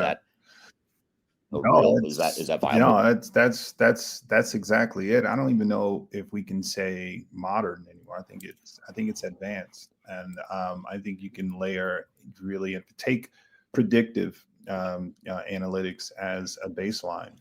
That used to be an obscure target that people wanted, that people could, speak on, but it really wasn't a framed or grounded in, I think, a certain reality. whereas now, it's just the level of scope. You can have predictive analytics. A lot of ERP systems are rolling out predictive analytic features, but now it's just scope. You can scope that further than what even ERP systems are doing. So it's really a matter of advancement and really having an advanced layer of intelligence. I think what makes AI a little bit different than I think what we understood before is before it was all programmatic, and you really didn't have computers that were learned models where they would be able to adapt and learn what you do and sort of talk to you almost like a bestie, right? It was just basic. It was what I tell it to do, it can do. Or even, if you had some machine learning capabilities, you had this high speed kind of data backend that can do all of these fancy things, but you still had to programmatically do things. I think when you talk about that advanced layer, now you're talking about adding a layer of intelligence on top of your information that you can extract information from, just like you would an executive, just like you would a developer, as Aaron was kind of saying with the coding components, where all of this becomes a partner of sorts, to where you can really have a back and forth with a non-human kind of element that can really give you advanced information around your information and your business model, your competitors, your fill in the blank. So no, it's I don't know if it's even modern anymore. I think it's kind of this advanced layer, this partner that you can kind of put on top that I think can be useful in kind of taking you to your strategic goals. Yeah, well said. Now, Greg, as our Chief Strategy Officer at Third Stage, you see probably more potential clients. You see and speak to more potential clients that are first talking to us about potentially hiring us to help them with their digital transformation. Sure. So you're seeing a wide gamut of client situations and starting points and strategies and all that stuff across the world. What are some of the general trends you're seeing with the clients and customers themselves? Anything that we haven't talked about, or anything you would add in terms of what are on their minds? What's on the mind of the average tech buyer and tech implementer? Yeah, I think that's a good point, Eric. And the point at which people are starting to develop this long-term strategy for their organization is changing, right? So it used to be that people would make a technology change for technology's sake and just jump into an ERP selection. What we're seeing more and more often is people starting from the very beginning with the strategy and even the business case internally to understand what can the organization afford, what does the organizational goals mean in terms of the technology that we're going to implement. And that places them somewhere along that continuum from strategy and selection up front all the way through implementation and deployment, that they may have need of a partner to help understand exactly how they can be successful with the entire program. Not getting back to Scott's talk about our expert witness program, but really understanding the pitfalls no matter where you are in the journey. I think more and more people are understanding that it is a continuum, and where you start really depends upon where you want to end. And some of the things we've been talking about with AI and composable ERP, people are looking for quick wins. They're looking for, time to value being reduced to months instead of years. And that's where I think AI can also help, and also reduce the time for implementation of some of these ideas and some of these technology and people changes that need to happen with organizations. So it is a changing landscape, in other words. Right. Yeah, absolutely. It's constantly changing, and just as we think we have it all figured out, something will change to further that. That's what makes it fun. I want to exactly. Yeah, it is what makes it fun. Our jobs might be boring if we didn't have that sort of excitement. I want to one more time share the QR code right here for the Executive Mastermind. As I mentioned at the beginning of the program, this is a new program we're launching. It's a very exclusive workshop and educational opportunity. This conversation here today is much more conversational. We're obviously taking a lot of audience questions. This executive mastermind will be a little bit more structured. We have an agenda of different topics that we'll unpack and sort of present methodologies and frameworks, but we'll also unpack and dive into specific client situations. So if that's something you're interested in, if you're part of a transformation, if you'd like to be part of this executive mastermind, it'll be facilitated by many of us as well as others on the Third Stage consulting team. So there's value in getting direct access to the consulting team that you see here, but also there's a lot of value in that peer networking and peer learning experience. And that's part of what we want here is, sometimes you can hear it from us, but when you talk to another CIO or another project team member that's going through something very similar, there's something therapeutic about that seems to be, it sort of calms people down. Like, okay, I'm not crazy. Okay, I'm not alone. Everyone else is going through something similar, and let's commiserate together. Let's learn together. And that's really the whole point and the purpose of this executive mastermind. So it's a hybrid program. It's online. We will do some in-person events in the EMEA region. So London and Dubai in particular are the first two regions where we'll do in-person. We'll also stream it live from those in-person workshops as well. So it's a hybrid event or a hybrid workshop, very exclusive. So if you'd like more about it, apply, scan that QR code, and love to be part of that with you if you're part of a transformation right now. But as people are scanning that code, getting that set up on their computer for future reference or to potentially look into a little bit more, just as a closing question here for you guys, I'm curious to hear, for those organizations that are just getting started on their transformation journeys, or maybe they're early in it, just trying to figure out what to do and how to move forward, what's that one piece of advice you give them is sort of like, if there's one thing you're going to do or keep in mind early in the cycle or early in the project, wherever you are right now, this is it. This is the one thing I'd suggest. What would that be for you, Scott? Let's start with you. I'd probably throw it to Khalid to say data is probably my first position, but I think that what we're seeing on our clients, especially larger organizations, $100 million, $200 million up, there tends to be a little bit of a chasm between senior leadership and the folks who are actually doing the work, whether it's director level, manager level. But I would suggest that organizations spend some time understanding the workload, the drivers, the obstacles that are happening up and down their organization first, and really understand their business. I think a lot of people can talk about their business, but when we bring people into a workshop session, I'm amazed still of how people on the same level are learning new things about what departments are doing, how they're doing it. So just kind of understanding more about your organization. That seems simple and kind of naive, so to speak, but it's important to really understand what is happening on the shop floor in your sales offices before you open up the Pandora's box of looking at doing a transformation project. Great advice. How about you, Khalid? What would that first recommendation be? That first step towards a successful transformation? What would you? For me, it's strategy. You got to whiteboard this stuff.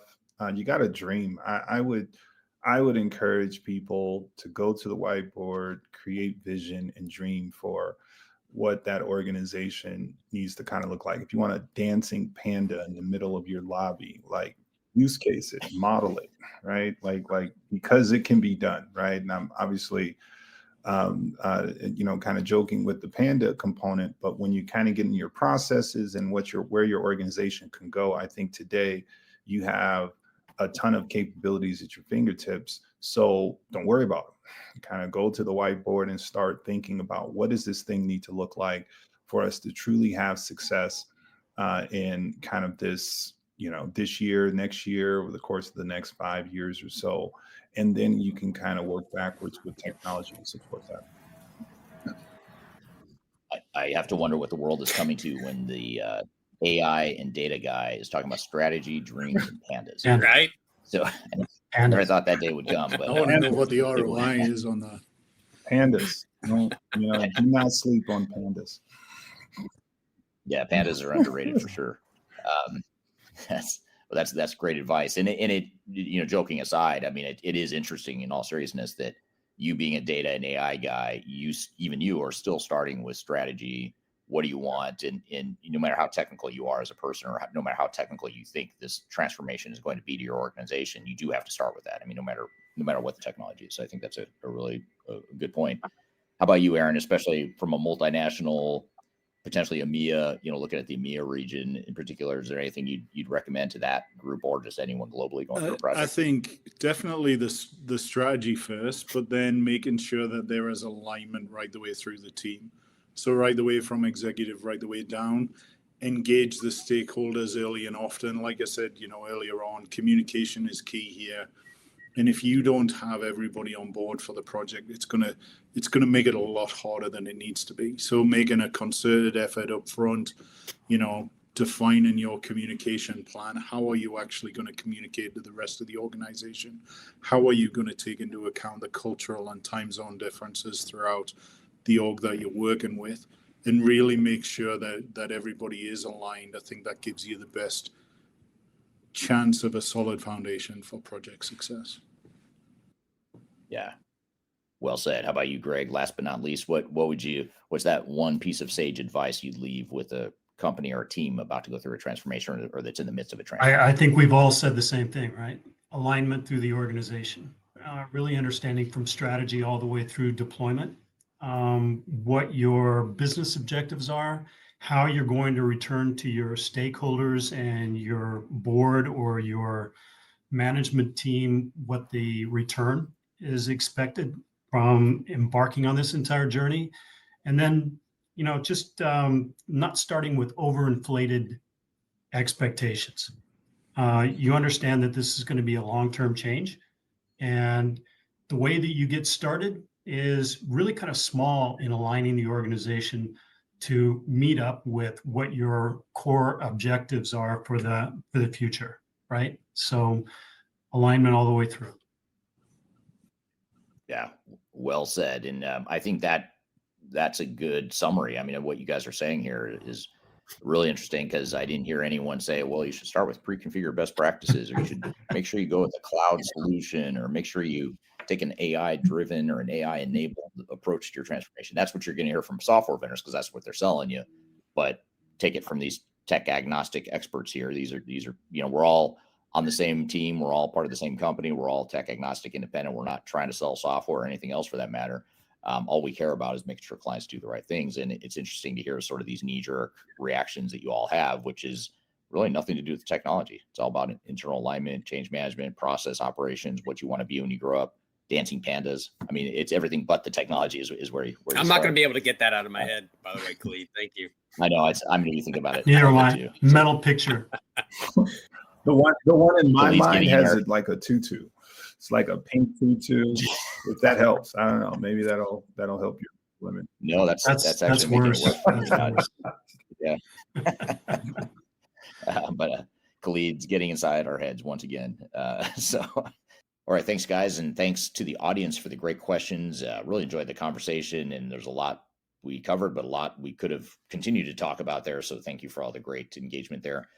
So much stuff we covered there that it's going to lead us to more questions and takeaways. And we're going to talk about that here in just a moment.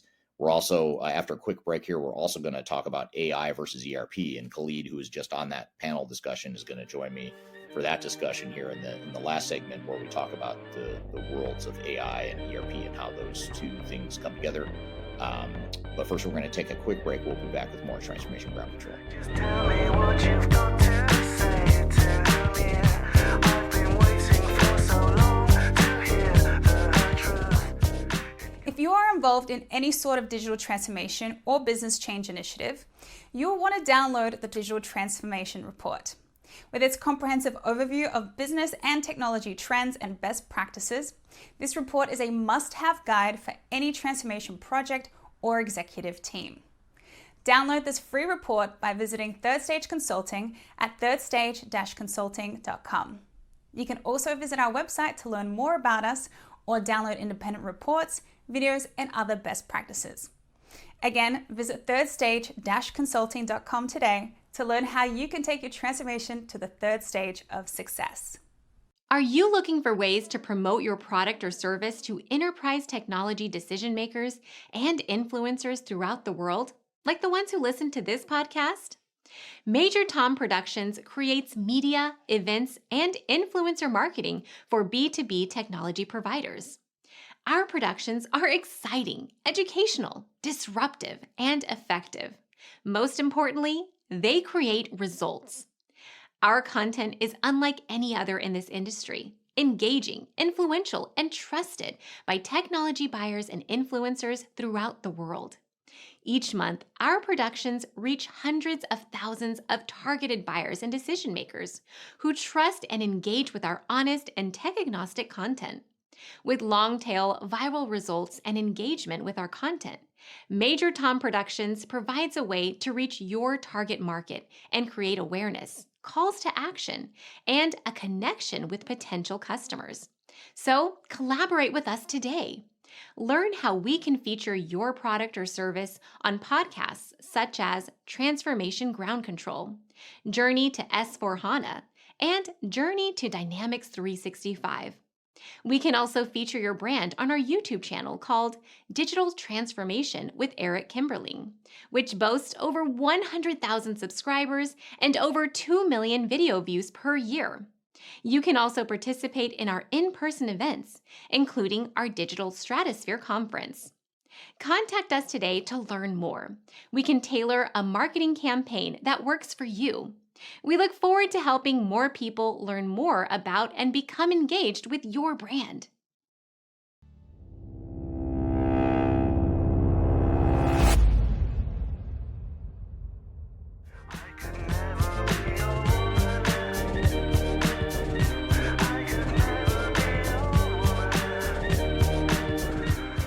Hello, welcome back to Transformation Ground Control, episode number 216. My name is Eric Kimberling here with Darian Chwialkowski. You can find new episodes of the show every Wednesday by going to transformationgroundcontrol.com. And the show is sponsored by Third Stage Consulting Group, an independent tech-agnostic consulting firm that helps clients through their digital transformations. And the show is sponsored by or produced by Major Tom Productions. So, Darian, we just had a panel discussion here, which I always love doing. It's a lot of fun. It makes it, quite frankly, it makes it pretty easy for me because they do all the talking. But what were some of your thoughts and takeaways from that discussion here a few minutes ago?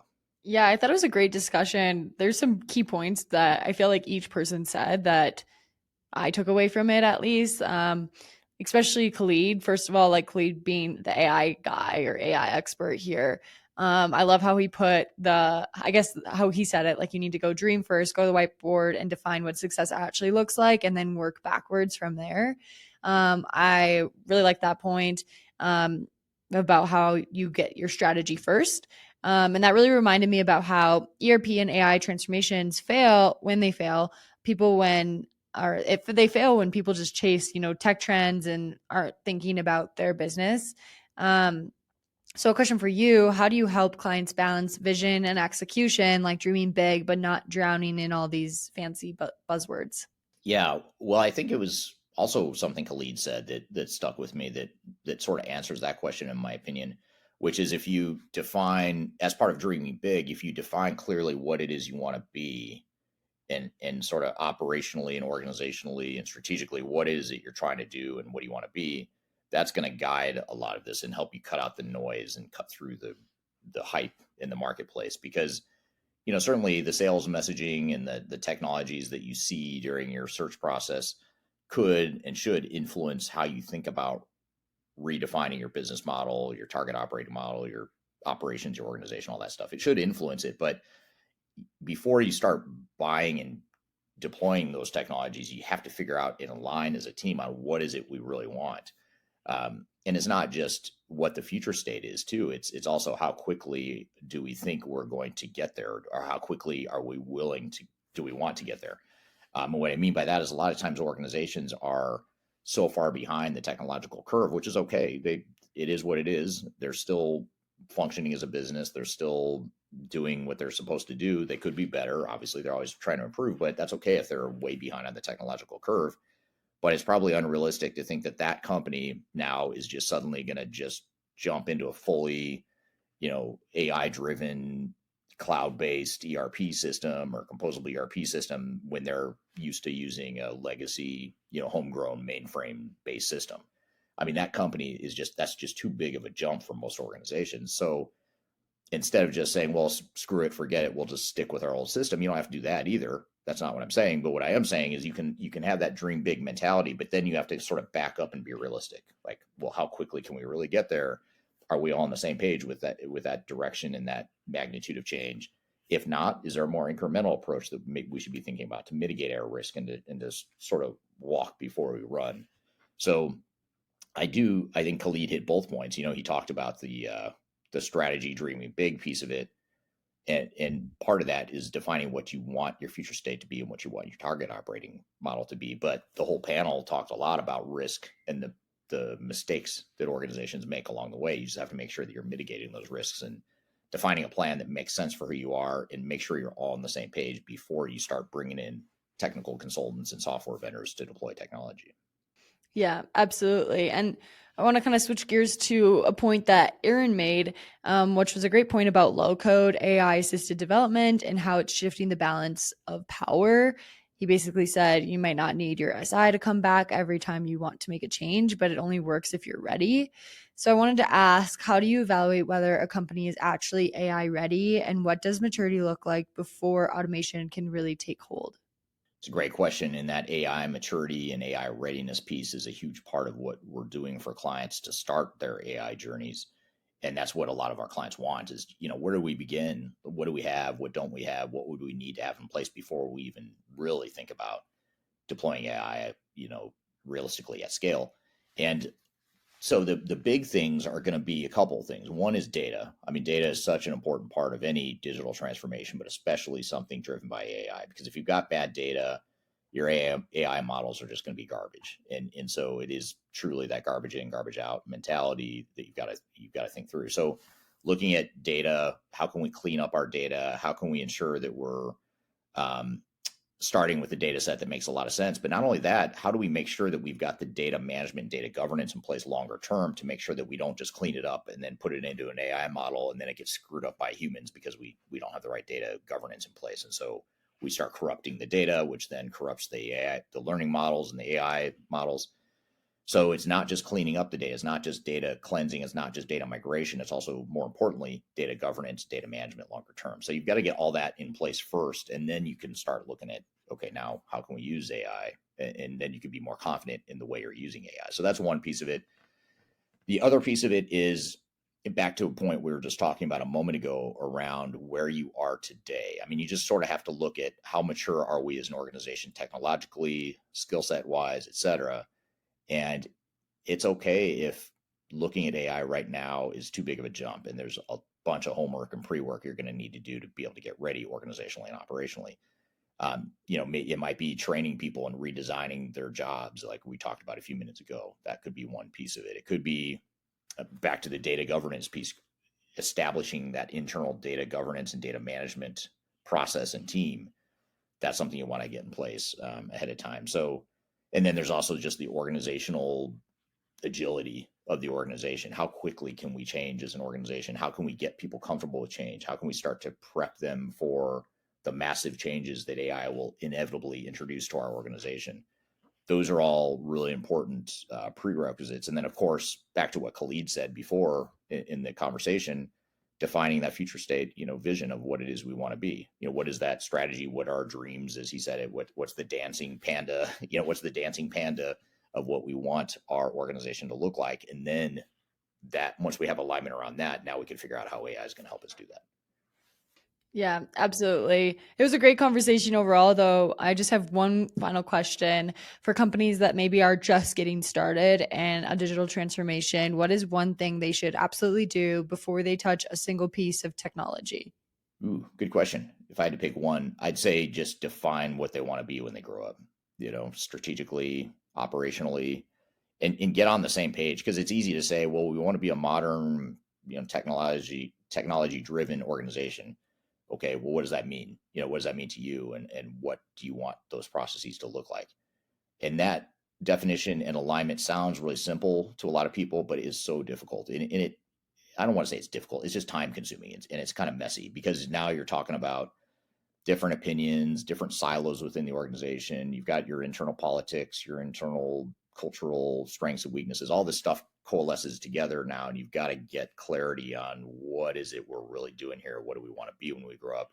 Once you've got that, everything else isn't easy, but it sort of falls into place a little bit easier once you've got that. And companies too often just don't take that time up front to do that. And so I'd say do that. And sort of part B of that, which is embedded in this, is slow down.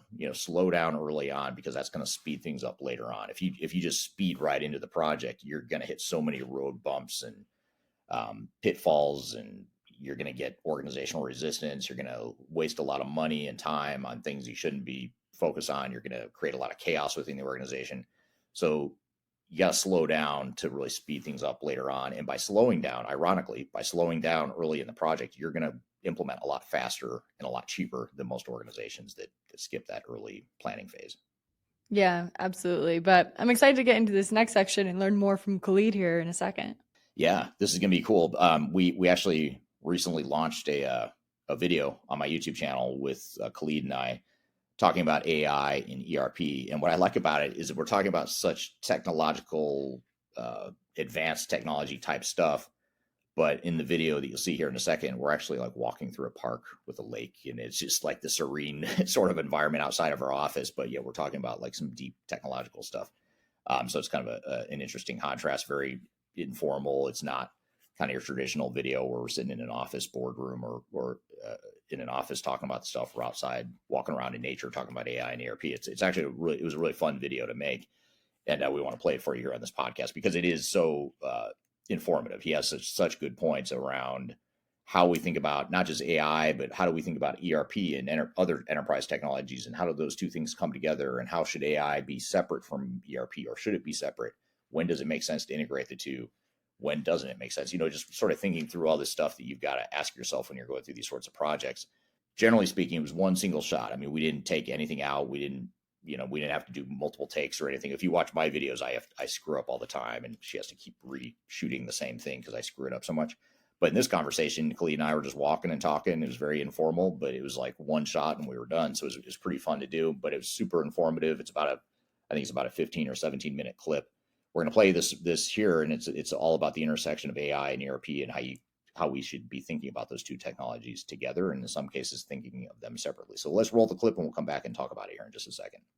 Khalid, thanks for being here. Oh, it's good to be here. So when we're going through helping clients with their AI strategy, one of the big things that comes up in these conversations is we've got an ERP system, or we're rolling out a new ERP system, but we also want to leverage AI. So how do you recommend that clients navigate that decision of, do we use the AI tool that's in our ERP package or some other enterprise technology, or do we find a standalone AI solution? Well, both are great options. So it really comes down to what is your strategy, right? So depending on your strategy, there's some great functions and features in a given ERP system that make a ton of sense. So, maybe it does work for you to use what's the AI features in an ERP system. Or for other companies, it might be they have maybe complex data models or big goals with what they need to do strategically. A standalone system might make sense because you're not going to get all that functionality out of an ERP system. So it really comes back to strategy, like really, really understanding that. And so once you do, then I think you can answer that question confidently, easily. I love the idea of standalones because, something on the standalone side really bubbles up what the core competencies of the business is and how they can kind of maximize their business objectives. So I would always encourage organizations to think about, what can we do? How do we own our AI? How do we incorporate AI into our business model? But you don't necessarily have to. I mean, it's always about value. So if you have value there through your ERP system, use that. Yeah. So we talked about this in a podcast that you joined me for, where we talked about this exact topic in a lot more detail on the Transformation Ground Control podcast. And one of the things we talked about was that sort of trade-off between, your ERP vendor, like your SAPs, your Microsofts, your Oracle, NetSuites. They all are investing heavily in AI, and they have a lot of different customers using AI. Yeah. So it can train the AI model potentially better than you might be able to with your own AI tool. But on the flip side, you're sort of giving up any sort of competitive advantage that you might want to get out of AI potentially. Yeah. Is that part of what you see there too? That you've got to navigate? Well, I think the misnomer is, you're training the AI, but what are you training it to do, right? Yeah. Like, it's always good to train the AI on my data and based on parameters that I define and create. Yeah. But when you're trying to kind of create this broader space of, use everyone's and that could create biases in the AI that, you really don't want as a part of yours. So it always comes back to your strategic goals and objectives and what makes the most sense. Whether you're living in a big data world or not, I think that you really want to set the baselines and parameters, and that only comes when you're having those independent internal discussions and you have a clear vision for what you want to get out of your strategic window as an organization. Yeah, just like any technology. Just like any technology, right? I think the rules for AI is just like the rules. If you replaced AI with ERP, I think we would be having the same stylistic, from a consulting perspective, from a whiteboard perspective, we'd be having the same conversations of this is what makes sense for the organization. This is how you go about doing it. It's just AI. There's so many opportunities there, and there's so many different approaches that sometimes they get sidetracked in terms of what the step-by-steps, it's the same steps almost, right? You in order to get the kind of outcome that you're looking for. But you kind of just have to do the work. You just do the basic small work to kind of get to that end goal of now I have a clarity around what I need my AI to look like for my organization. And that to me should be your goal, right? Whether it's ERP or whether it's standalone, you have that clarity. Yeah.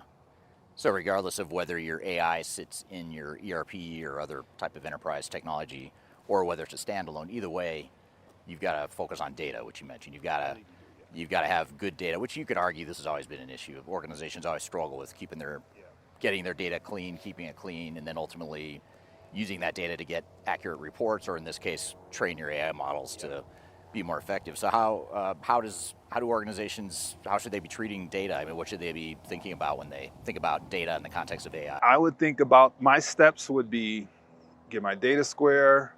If I was thinking about AI, data, machine learning, AI, in that order, because really the AI part of it is really leveraging machine learning in general, and that is sitting right on top of your data.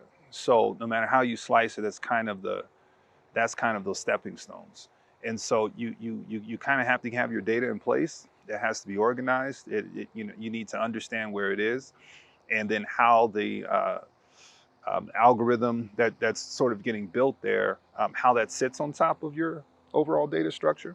Whether it's one or if it's multiple, it's the same rule. Whether it's internal or external, if you're bringing in kind of web data or some kind of external source there, it's still the same. You kind of need to identify them, understand what they are.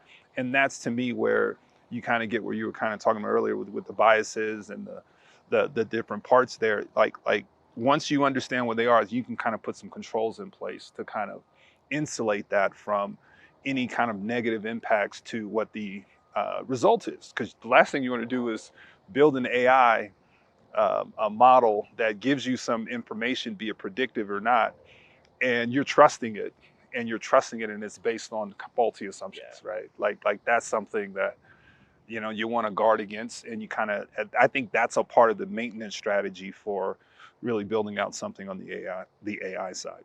Yeah, it's a lot like 20 years ago when companies were implementing a basic ERP system. They had the same problem.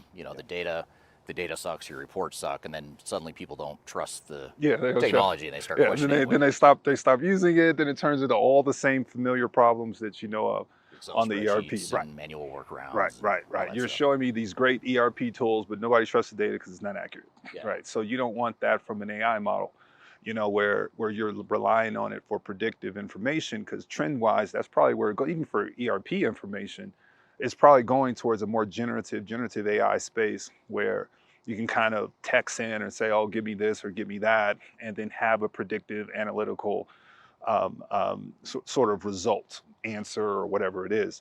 That's kind of where things are kind of going, but you have to believe that. Yeah. So the trust part of that is where you'll want controls in place.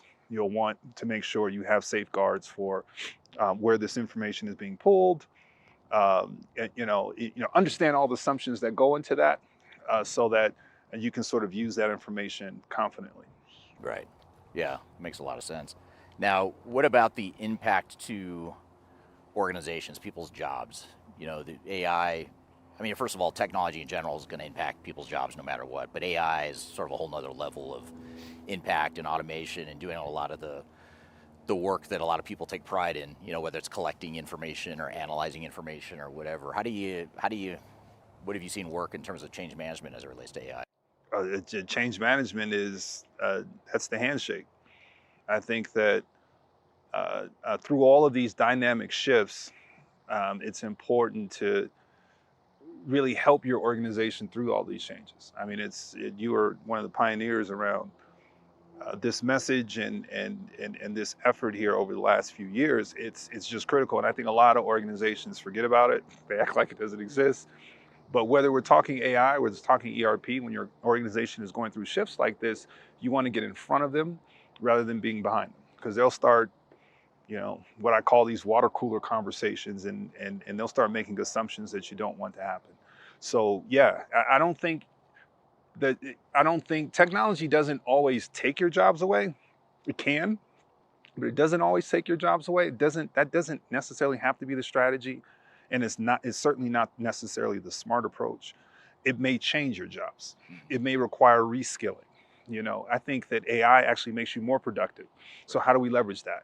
How do we get to a space where we're using AI to get better at our jobs rather than using AI to sort of cancel jobs, right? Because you think about the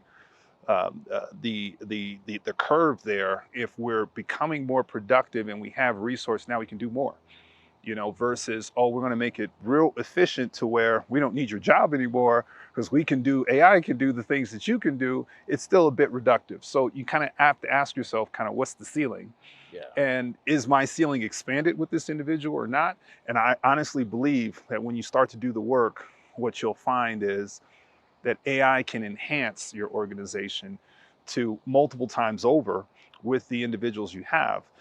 If they're properly reskilled, if they understand how to use it, if there's sort of a natural space, and you can really make the argument, unless you're dealing with robotics, you're still going to need people to be able to operate and analyze the information that AI is coming up with. So it's a hand-to-hand relationship, and I think OCM is in the middle of it. Yeah. Yeah, we can't just let AI run wild and expect that it's just going to do all the humans' jobs without any sort of human oversight or collaboration or intervention or whatever you want to call it. Yeah, and remember, you have the biases in place. Yeah. So there's a maintenance factor to AI regardless. And so if you just have AI running wild, like you're kind of talking about, well, are the biases there? Like, what happens when they're wrong? Who's going to correct it and kind of get it on the right track? I mean, you can even see some of that with something like a ChatGPT. I mean, it can get overrun in a hurry. Yeah. You know, and you kind of have to restart, reshuffle, kind of get back to a point where you're really getting quality information again.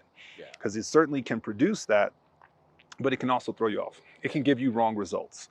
And if you don't have someone there that can interpret that and understand that, then yeah, you can get in trouble real quick. So you recently wrote and published a book about AI. What's the name of the book? Future-proofing your business with AI. Okay.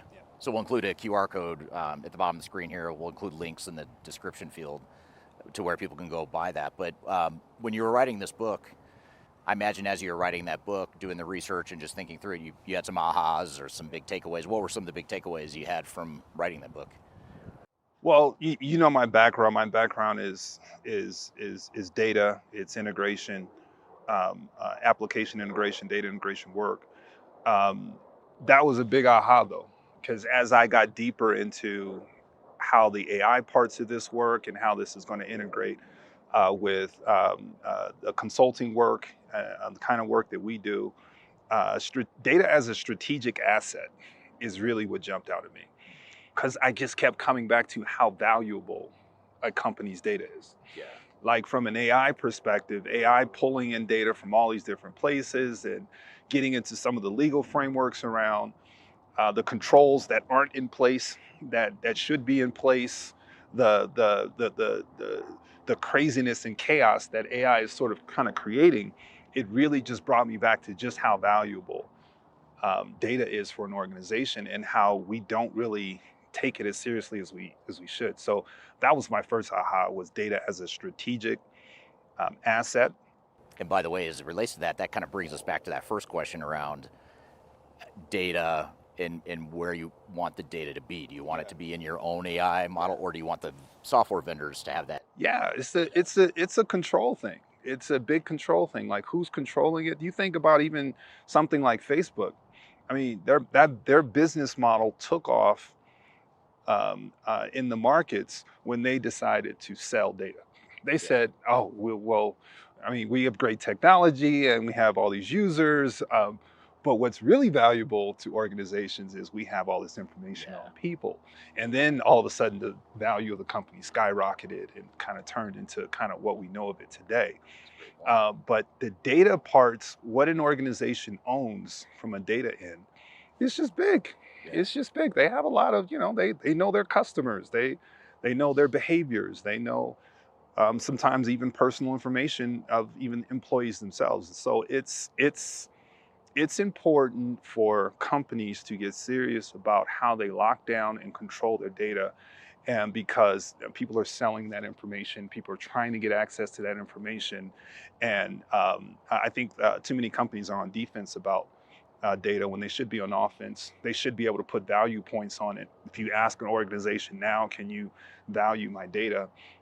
They probably look at you funny, like, why would I do that? Yeah.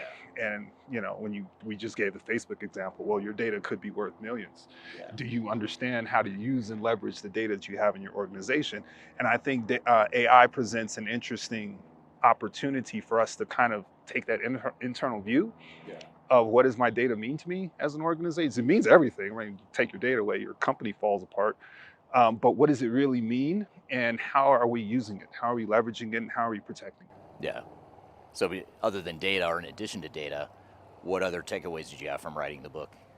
Just the just how powerful AI is, and given how powerful AI is, given how important your data is, it just begs the question, and that's standalone versus ERP. I think everyone should really think hard about a standalone component to their organization.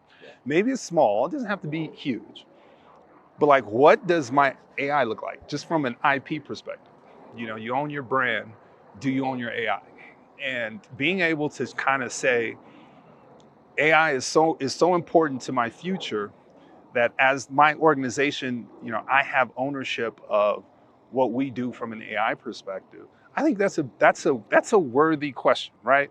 Like, we just talked about standalone versus ERP AI. And for a lot of organizations, it makes a ton of sense to just use the ERP, right? I'm not suggesting that ERP AI is bad, it's not. But just philosophically, when you think about how critical your data is, when you think about how AI is changing the business landscape, don't you want to control how this affects your organization? I mean, it's just naturally, of course I do. So that's the thing that just jumped out to me, that, I just think organizations are really going to try to get in front of their AI, and it makes sense. Right. It just makes sense strategically. Right. So that was the clip of Khalid Morris, our director of AI and strategy, or AI and data strategy, I should say. And that was a video we recently launched that's been very popular on my YouTube channel so far. But what were some of your thoughts and takeaways from that conversation, Darian? Yeah, I found it really interesting, especially how, you and Khalid broke down the decision between using embedded AI features in ERP systems versus going with like a standalone AI solution. I think that's like a dilemma a lot of organizations will probably face within the next few years here, especially if they're going to add AI to their company. But one thing that you guys mentioned was that choosing between, ERP integrated AI and standalone AI tools depends on strategy.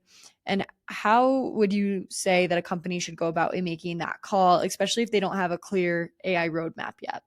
Yeah, well, I mean, I think first of all, getting back to the theme or a thread that Khalid talked about earlier in the panel discussion with the other consultants, is that, defining what you're trying to accomplish first will then lead to which technology can best help you get there. So if you have that better vision of what it is you're trying to be, that's going to help you in your evaluation process. And if you've got prioritization of those requirements and needs and wants of technology, then that's going to help you determine what the best path is from an AI and overall technology perspective. So that'd be the first thing I suggest, is just figure out what it is you're trying to do strategically and operationally and organizationally, then that'll lead you to a better answer to that question.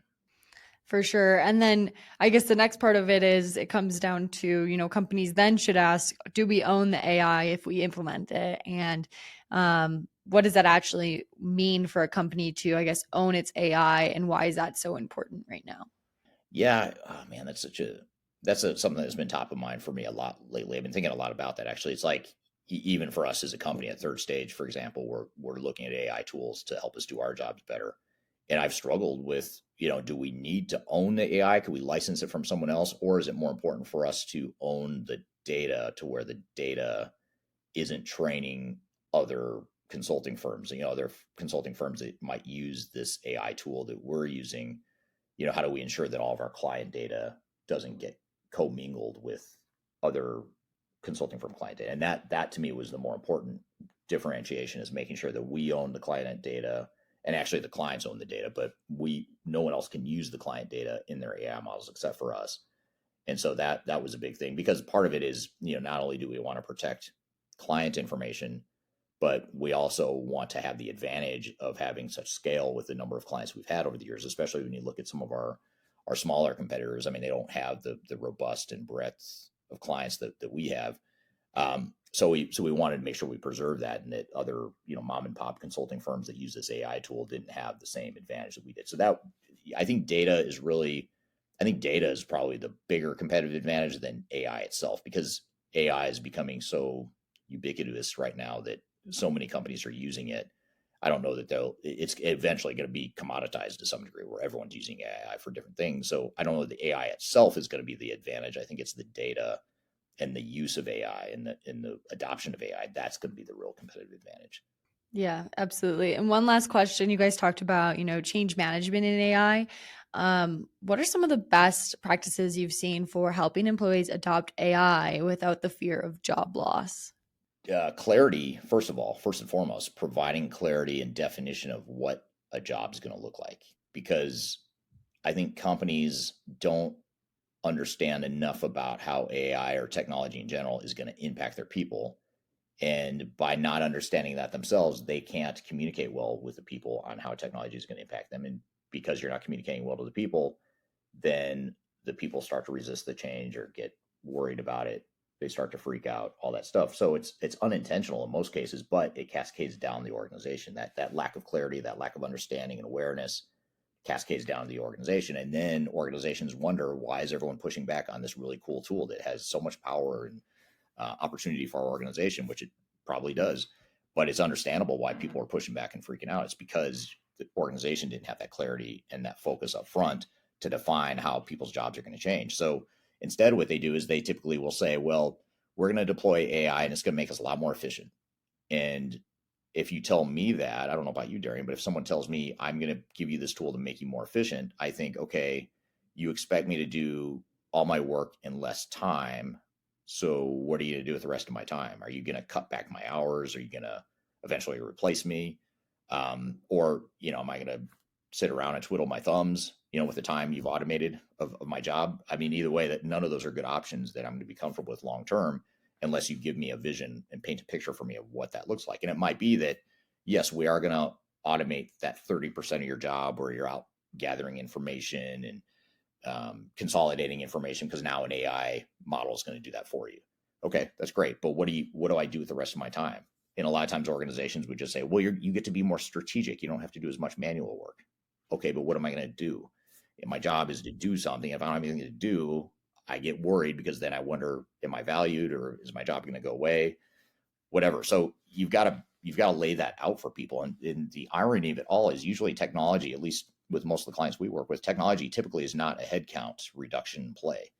Usually it's, we want to make people more efficient, but we want to grow without having to hire, as many people as we might have in the past. And that's fair enough, right? But you've got to give people that comfort and understanding of how they're going to be important and how they're going to fit into the organization long term, even with the introduction of new technologies. Yeah, absolutely. Super interesting. And you make some great points there. But yeah, all such great conversations today. Yeah, good stuff. A lot of AI stuff. And I'm sure this will not be the last time we talk about AI. We might as well just change the name of the podcast to AI ground control or something. But we'll keep it at transformationgroundcontrol.com. But speaking of the podcast, you can go to transformationgroundcontrol.com to see any of the past episodes. You might have missed all the AI topics and non-AI technological topics as well. We've got a lot of great guests coming up here in the next few weeks. We'll talk about some supply chain stuff here in coming weeks. We've got someone from Rootstock, which is a manufacturing ERP system. He's going to be on the show here soon. We've got another AI expert out of Europe that's going to join us here in a couple weeks. So actually next week will be our AI or another AI expert in the field that'll be joining us. So a lot of good stuff, a lot of good guests coming up. Be sure to check us out every Wednesday. You can find new episodes. Show is produced by Major Tom Productions, sponsored by Third Stage Consulting. If you'd like to learn more about Third Stage or just brainstorm ideas, use me as a sounding board, feel free to reach out to me. I've included my contact information below. So hope you all have a great day. We'll see you next week on the next episode of Transformation Ground Control. Have a great week in the meantime, and we will see you soon. Take care.